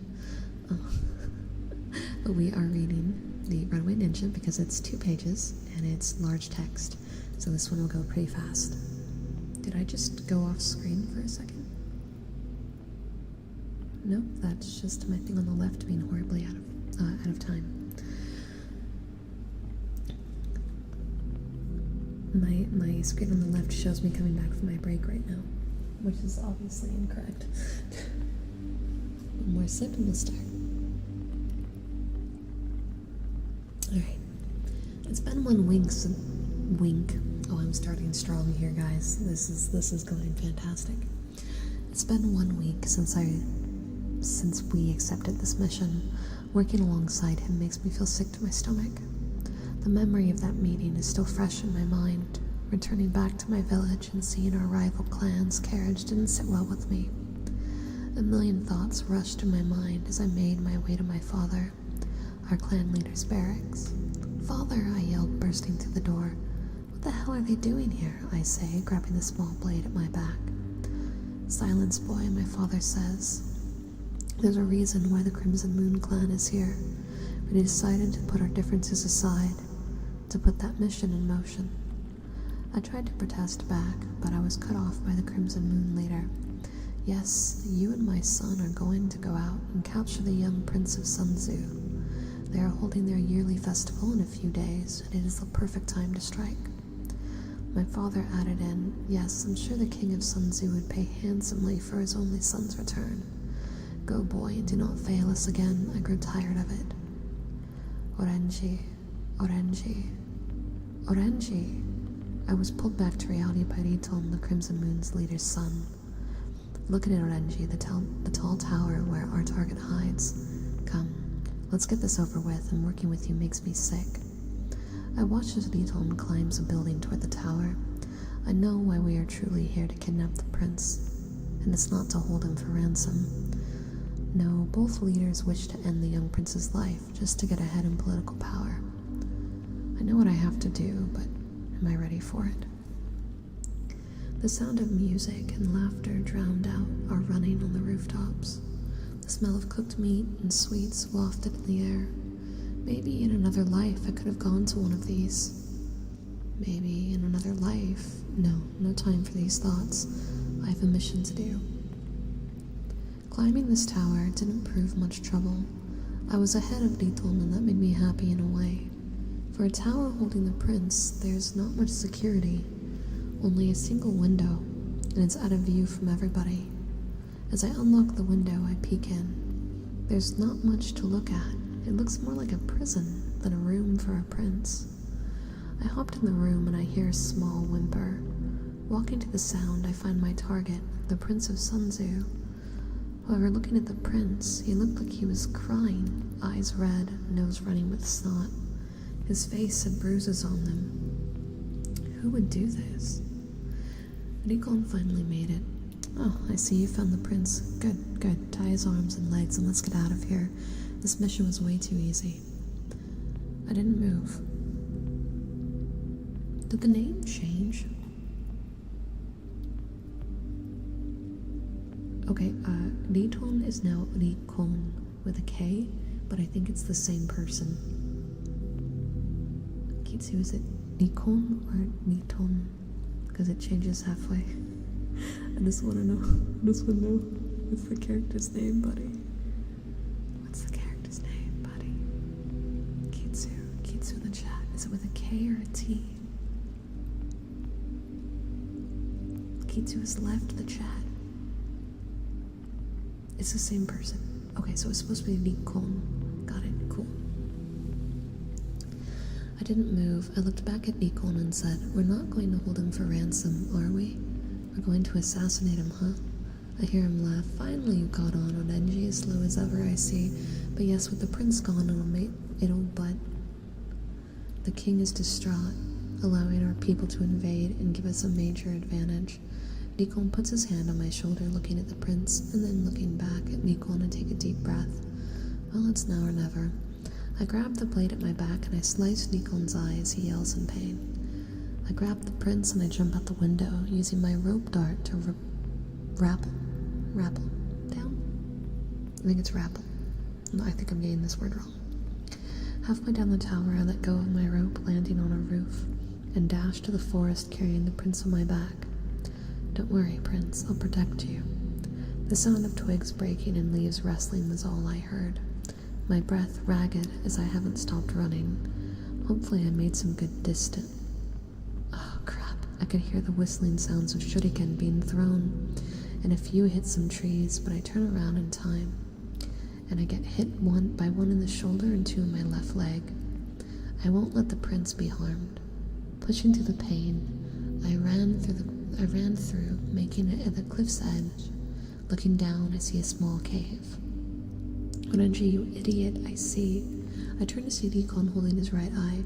It's not too late. You can redeem yourself from disgracing your clan. Just give me the prince. The prince clutching my shoulder in Mudframe. Please, I don't want to die. I catch my breath. I look at Nikon in the eye, and I said, go to hell. Throwing shurikens at him as I jump off the cliff. The sound of him yelling in pain brought a faint smile to my face as we fell into the ocean. Rupple. Rupple? It's pronounced rupple? Really? I'm learning a lot today. That's the end of the story. I'm assuming rappel. A climbing term for sliding down the rope. That's a lot of mods in a row. I'll just ruin that now. Rappel, right? Rappel. Rupel? Rappel? Okay.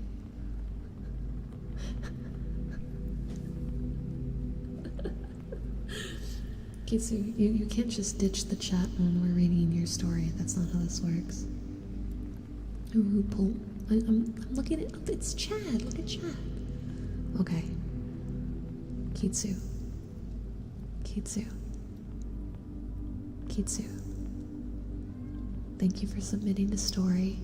I know you were nervous. I know that you are not the most confident writer in the world, but I am happy that you still decided to write something and to push through the nervousness, because everyone's going to be at different skill levels, and writing is something that, like art, you have to do consistently. Yeah? The story itself isn't bad. I definitely felt like it moved very fast. I didn't get a chance to really come to learn and understand the characters. But the setting itself isn't bad. The setting, the concept, you're sitting on a really nice concept. A very classic story. And there's nothing wrong with a classic story. It just needs a little bit more love, I think. A little bit more enhancing the characters. You know what I mean? It was a setting for a side quest in a D&D game. Got it, okay. That would make sense why there's less character descriptions. But as I said, don't treat yourself badly for it. This is still good. This is still good, and I'm really glad that you were strong and courageous and you entered in anyway. So thank you so much for submitting a story, okay? Alright, I'm gonna do John's next.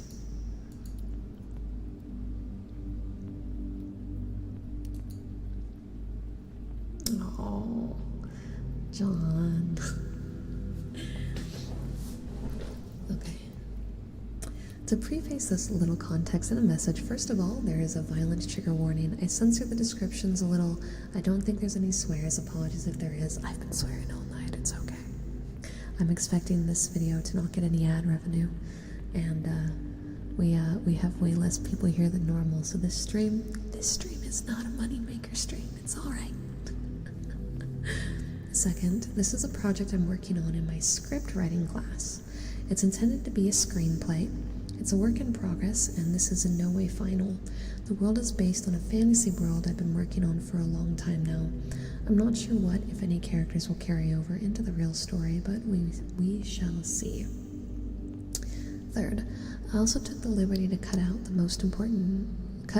only the most important scenes in this version for the sake of time. It is originally like 28 pages. I also made cuts because some of the scenes are not actually in a finished state at the moment, so if there's a disconnect between scenes, it's because there are probably 2 or 3 more scenes. No, what? That's not what I meant. Guys, that's not what I meant. I just meant don't feel bad about content being a little bit more rule-breaking than normal. That's not what I meant. John Wilbur, guys, thank you very much. God damn it. Thank you, guys. Completely unnecessary, okay? Completely unnecessary, but very appreciated. I hope you'll enjoy my writing, and my personal thanks to you, Angel, for reading. P.S. Formatting is a little weird due to copying this from my actual screenwriting software. Since this is a screenplay, I'm going to read all of the descriptors, and I'm going to read everything except character names unless I feel it's necessary. I may ad-lib character said blank, character name is blah, to kind of like make it flow more like I'm not reading a screenplay, just when we're like at heavy dialogue points, just so everyone knows the way this one's gonna get formatted, because it's a script and I like me some scripts. Interior, inside throne room, dusk. The throne room is dimly lit at night. Only the small fires from the many pyres lining the walls illuminate off the smooth marble walls, ceiling, and floor. Drake Castilian sits on the throne, wearing the most expensive clothes and a bright gold crown. His blonde hair peeks through the crown, although it is very hard to see his face from the poor lighting. 2 large pyres from behind him shine to his left and right, only showing his silhouette. His posture is poor and lazy, slumped over to the side as he rests his head on his fist. 4 more people are in the room with him. Wendell Marivaldi, located at Drake's right side.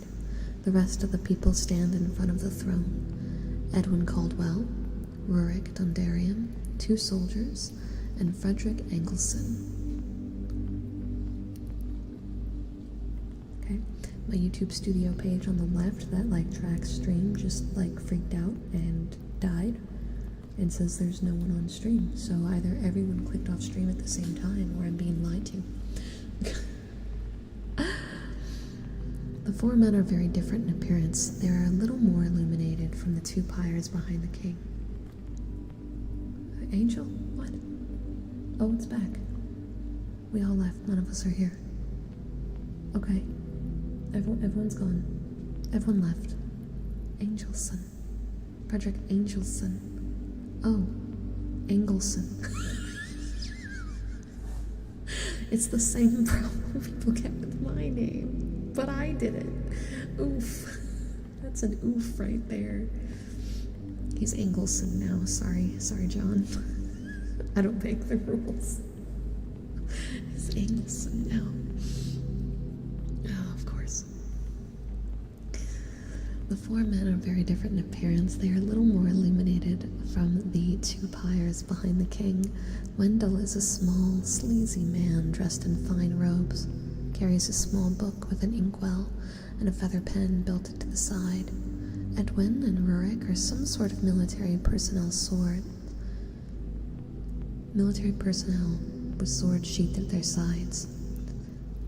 Rip, guess I'll rewrite the whole warrior faction to Angleboard. I can't help it, I'm sorry.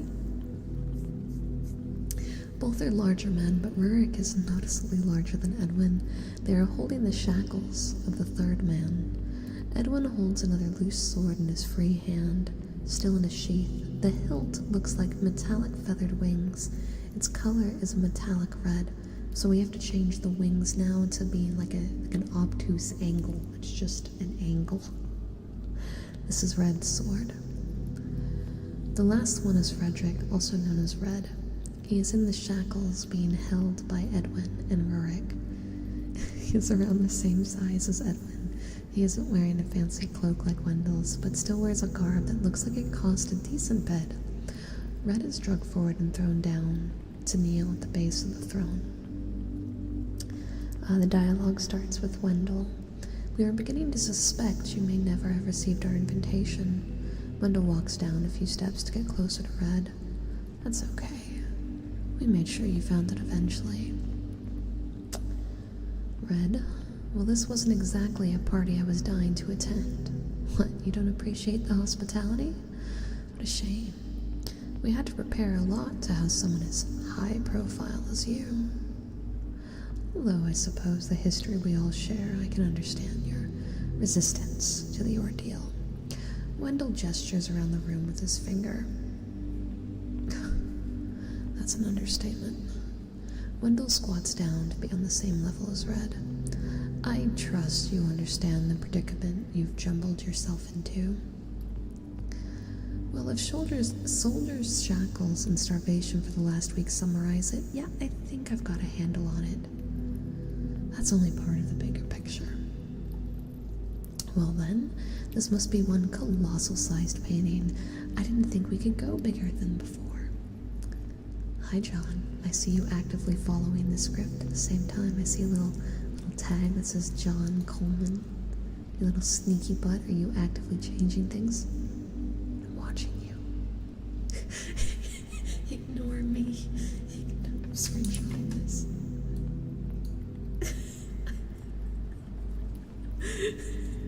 Hold on, guys, I want you to see what I'm seeing. It's too late, I got the screenshot. This is what I'm seeing as I'm scrolling. I see it. I see it.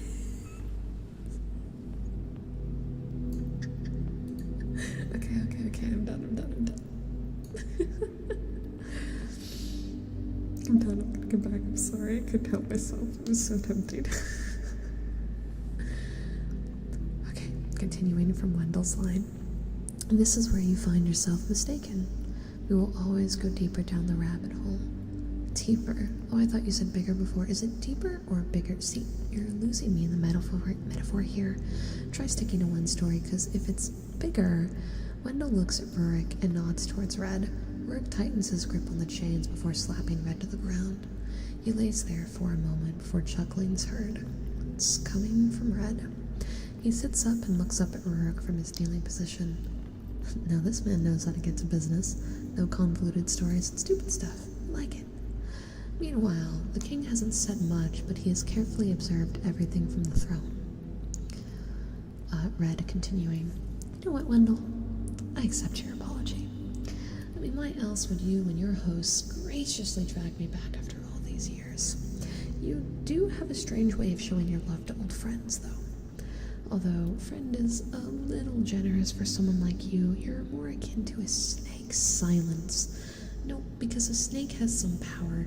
You're more like a small, eeny-weeny, teeny-tiny little cockroach. I've told you to be quiet. You know what, now that I think about it, you can't be a cockroach. No, you're more like a tiny little flea. A harmless little flea. You will stop this insolence, this instance, or you will come to regret it. A small, insignificant fleck that leeches on the merits of greater people. I'm warning you. A little flea piggy scared of the big bad wolves. The little piggy crying wee wee wee all the way home. Wendell boils over and grabs Red by the shirt and gets up in his face, only able to do so because Red is still kneeling. Listen here, you little worm. I've already had it up to here with your attitude. If you so much as... The party is interrupted by Drake. Enough. Drake stands up from the throne. Get him to his feet. Rurik and Edwin stand Red to his feet. I can speak English. Red, finally, this marble floor never does anything well for the knees. Drake walks down the steps to start circling Red. I've waited for this day a long time. What day is that? Is it your birthday? Sorry, I would have brought you a gift, but, you know, I've kind of been on the run the last few years. It's a little expensive. Drake ignores Red and continues. The day I'd finally get my hands on the great red dread of Angel Born himself. Oh, Red Dread, what happened to Red Rider? What's a rider without a steed? Interrupts Wendell. Red shoots Wendell a dirty look. He stands down. Drake completes his circle and stops to look Red in the eyes. You've evaded me many years, Frederick. But eventually, I always get what I want. He begins to circle Red again. Your wants didn't stop when you got the throne? Somebody's got an ego problem. Red Mock whispers that to Edwin, who just shakes his head in frustration. Your silly games won't work anymore, Frederick. You've reached the conclusion of your insignificant life. All the actions you've ever made to avoid this. Yet still, your fate being in my hands. Drake says as he passes behind Red. He pulls out a knife and places it on Red's throat. After a pause, he removes the knife and continues his circle. But I've brought you here to offer you a choice. I would consider myself a reasonable man. Incredulously, Red interrupts. Reasonable? As if you claiming to be reasonable is like if a donkey... Drake interrupts. Gag him. Rourke grabs Red and restrains him as Edwin ties a cloth around his mouth so I can't read script who the fuck, when, how, why. I'm gonna drink some water, chat. How we doing tonight, chat? We having a good time, chat?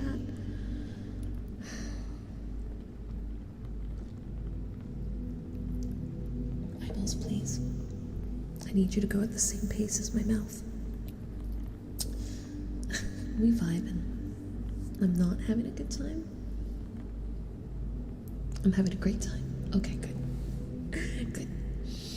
Okay. Rurik grabs Red and restrains him as Edwin ties a cloth around his mouth so Red can't speak. Drake Castilian completes his circle, stops and looks Red in the eyes again. Much better. Now where was I? Ah, yes, my offer to you. See, I know you're not stupid, so you have to be wondering, why are you still alive? Red nods his head to the side in agreeance. Drake begins another lap. You are correct in assuming I want you dead. If not for reasons beyond your understanding, you would be. But you are key to something even more than seeing you and the rest of your organization finally exterminated for good. Drake finishes his circle again and meets the eyes of Red. So here is my offer to you, Frederick Angelson. Scene changes to the exterior, small home at sunset. Marcus exits his small home. He looks down the path that leads to his house, and sure enough, a small militia is making its way to his small home, being led by bloodhounds. Marcus calmly awaits their arrival. The small militia consists of 3 dogs, with a beastmaster per dog, 10 regular horses and riders, 14 bowmen, 20 men-at-arms, and 4 additional horses pulling a wagon that houses supplies and soldiers. The wagon is manned by the men-at-arms, taking turns steering. The group is finished by Rurik riding a pure white horse. They approach Marcus, who is still calmly awaiting their arrival. The convoy stops. Everyone is nervous of Marcus aside from Rurik, who like usual displays no readable emotion. Marcus speaks first. Important note, Marcus's last name is also Angelson. Who wants to go first? The dogs start growling at Marcus. I hope that answers my question. Marcus rips his sword out of his sheath and charges towards the dogs. The dogs charge him. He slashes through the dogs and their masters in a split second. The bowmen knock and draw arrows trying to find a line of sight through the foot soldiers. The horse riders scatter into a flanking pattern. Marcus runs towards the line of foot soldiers who lower shields into ranks. Marcus reaches into his satchel and throws a handful of dust at the feet of the soldiers. It plumbs up into a green cloud, and they begin to choke on it. They break rank temporarily. Marcus then uses the shields the soldiers carry to propel himself into a large jump over the foot soldiers. He is leaping at Rorik. He gives Rorik a kick to the chest, knocking him to the ground off his horse. The archers now have a clear shot at Marcus, send out a volley. Marcus drops to the ground and rolls underneath the supply cart. The horsemen and foot soldiers begin to surround the cart. Marcus ignites his sword and thrusts it into the underbelly of the supply cart. The cart then catches fire. The fire, startling all the horses, startles all the horses. The horsemen either get carried away by out-of-control horses or fall off them to the ground. Marcus rolls back on the opposite side of the cart. He climbs up to the box seat of the wagon and slays the 2 drivers before flashing his flaming sword to the horses, pushing them to run into the mob of foot soldiers and archers. He jumps off, and as he does so, he reaches into his satchel and throws mysterious red powder into his flaming cart. He ducks behind his cloak. When he lands and the cart explodes. This takes a good majority of them off. He then finishes off the remaining men who hadn't been routed. Just as that happened, Rorik hits Marcus with a giant warhammer, and Marcus goes flying. Marcus recovers. He grips his sword tight and begins to spar with the big man. They trade blows, but Marcus begins to lose the fight. He gets hit again hard with the hammer in the chest. He can't stand after this one. He kneels on the ground, digging in his satchel for any other answers. That's when, from the sky, a Pegasus comes flying down to the battlefield. Rorik stops and drops his hammer to the side. It's Edwin flying the Pegasus, and he lands in front of Marcus. The wings dismount into the body of the Pegasus, and it looks like a normal horse now. Edwin, without dismounting his steed, speaks. "Marcus, it's been a long time." Marcus kneels there stoic without saying a word. "I'd ask you to speak, but you seem a little out of it." Marcus chokes out the word, "Traitor." "Oh, come on, Mark, don't be like that. It was many years ago. We all did what we had to survive. Why have you come? You don't even want to know how I found you. Always right to the point with you. My new friend here reminds me of you a lot." Edwin gestures to Rorik. "But see, he doesn't understand the language that you or I do. He's a little short in the dome. But as you found out, he makes up for it in raw size and brute force. What do you want, Edwin?" "No time for fun. Fine, I'll get to the point. It's not what I want, it's what the king wants. He's no king, just like you're no angel born." "Oh, how hurtful. I can't believe after all we've been through you'd treat me so harshly. Although I seem to keep gaining things that by definition would make me an angel born." Edwin gestures to his Pegasus. Marcus glares at Edwin, attempting to figure out the game he's playing. "See, in addition to the steed, I've also just come into possession of a very important artifact. It's not mine to keep forever. You could say it's a rental of sorts. But our gracious king and protector have been extremely lenient on what I can do with it. Would you like to see it?" Marcus doesn't reply. Oh, Mark, the ever careful and cautious Mark, too scared to even reply. I'll ease all your worries. Edwin unsheaths Red's sword and shows it off to Marcus. Ta-da! The flaming warning. The fire sword of the great Red Rider, or as the kids these days like to say, the Red Dread. Marcus still doesn't say anything, but he stands up and clenches his sword. "Oh goodness, Mark, you really are starting to remind me of my new friend Rorik. Straight to violence even in your state. Have you truly forgotten how to talk to old friends? But before you go unleashing hell upon me, not to fear, Frederick is still alive, though maybe not in the most, how do I put this, active state. And should I not return with my rental piece, I don't know how alive he'll be by the time you can get to him." "What's your game, Edwin? Get to the point." "The point is, we need you." Well, that's an over-exaggeration. "We need your sword. I could just have Root kill you and take it off your dead body. However, we also need knowledge of how to use such ancient relics.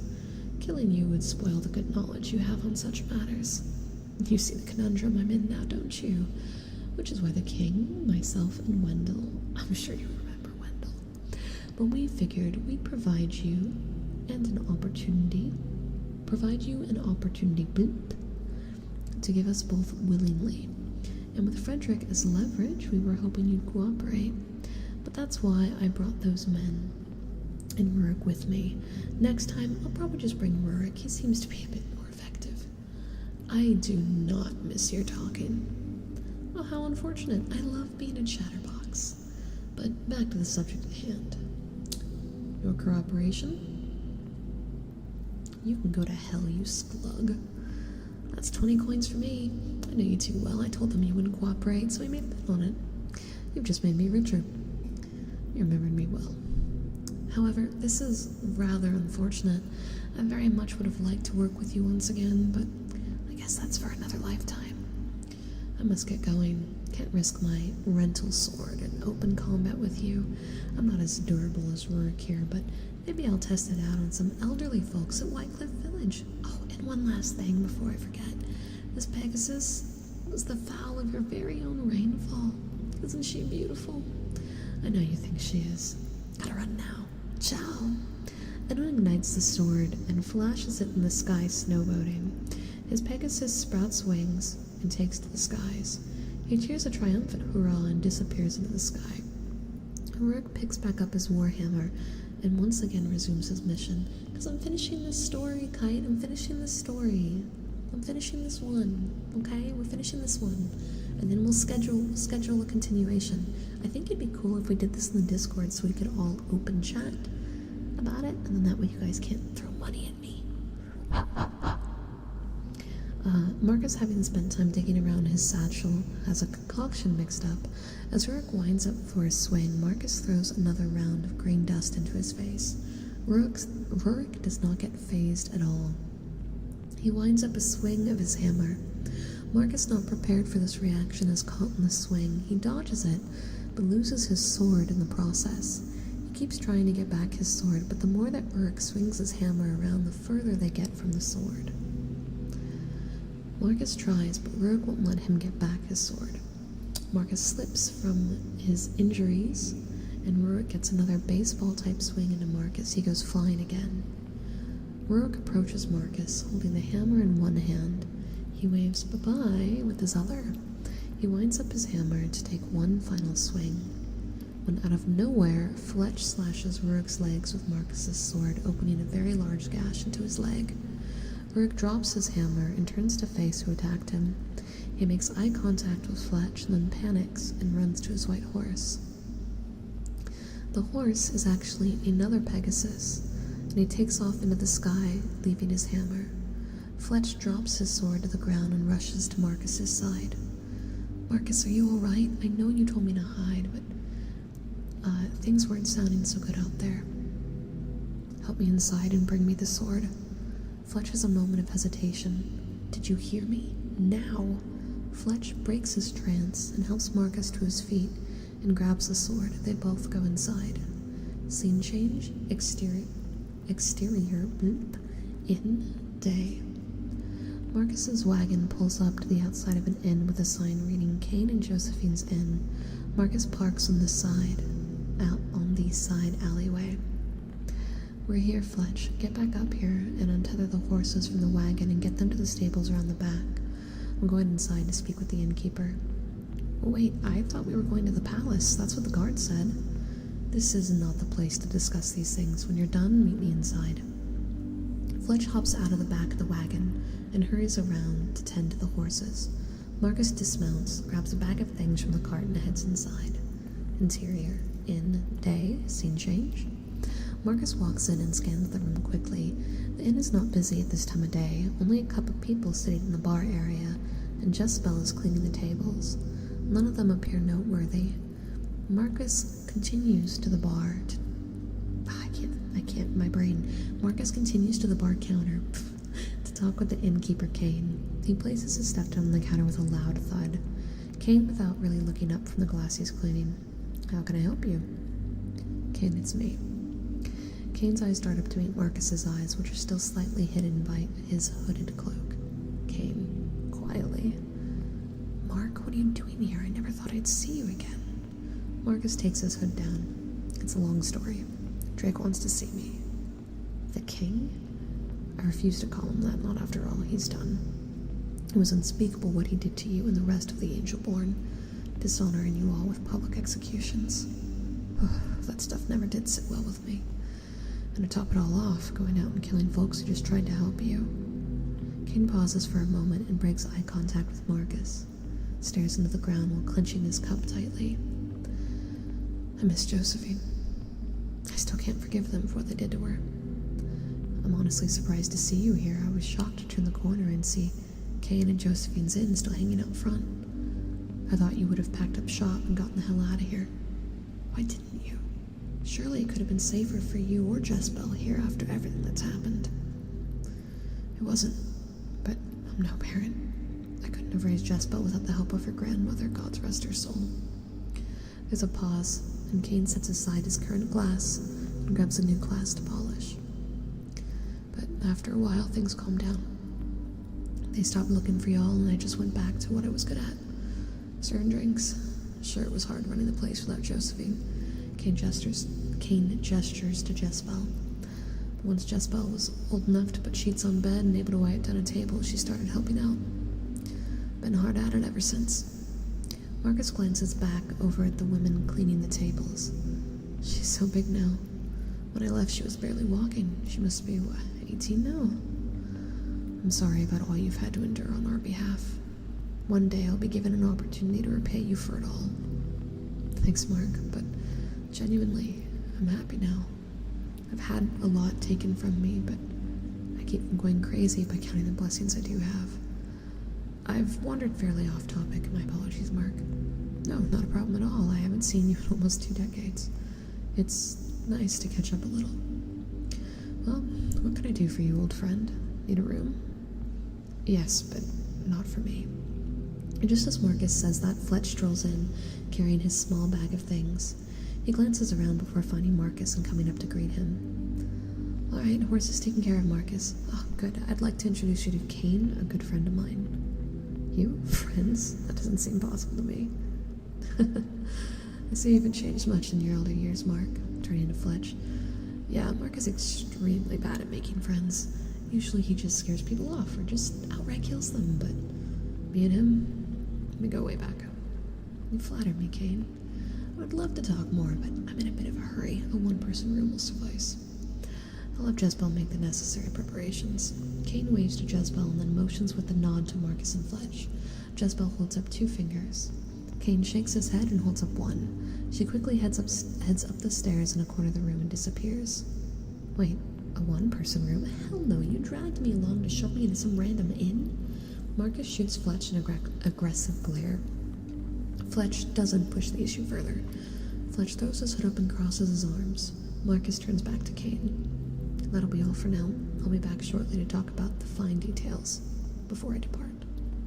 And that is the end of the screenplay. So I have to admit, I am high-key curious about the completed version with the scenes I missed. Because John, you do an amazing job at painting characters. I was visualizing every single second of this. This fantasy world that you've created, the characters are so vibrant and alive. Bro, I just watched a TV show waiting for the next season. That's how I feel. I feel like I just read like a screenplay for like something I would see on Netflix. Like, this is really good. Yeah, when's the next episode? I want more of it. I literally think I've actually gotten attached to characters in the 30 minutes we've been reading this. I want to know more. I'm actually really upset I don't have a full play. I had high hopes for yours, John, but this blew my expectations out of the water.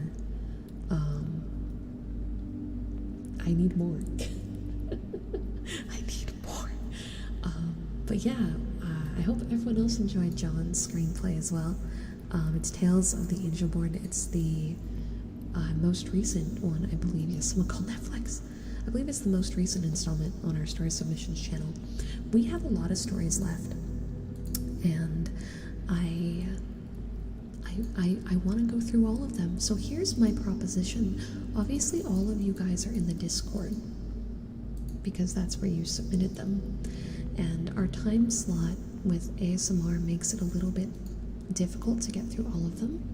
So I was thinking what we can do is we could have a day in the Discord where we all get on call and we essentially do what we do on stream, but then afterwards, after we read it, instead of you guys having to type your thoughts, it would be a call and we could all talk to each other about the books that everyone writes. Don't delete them. Don't delete them. But go through all the ones that I've read already, and here I'll do it to John so you can see. Go through all the ones that I've read already and drop a good old nodders on it, so that way I know.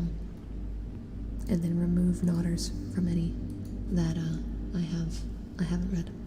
But yeah, I think if we do it in the Discord all together, that'll give us a little bit more time to go through it, and then everyone can kind of take in and take part. And then I know Chemist and John and Cameron all had a lot of thoughts about the stuff that they wrote that they wanted to share that go beyond the script itself, and that way you guys would actually have the environment to be able to do that.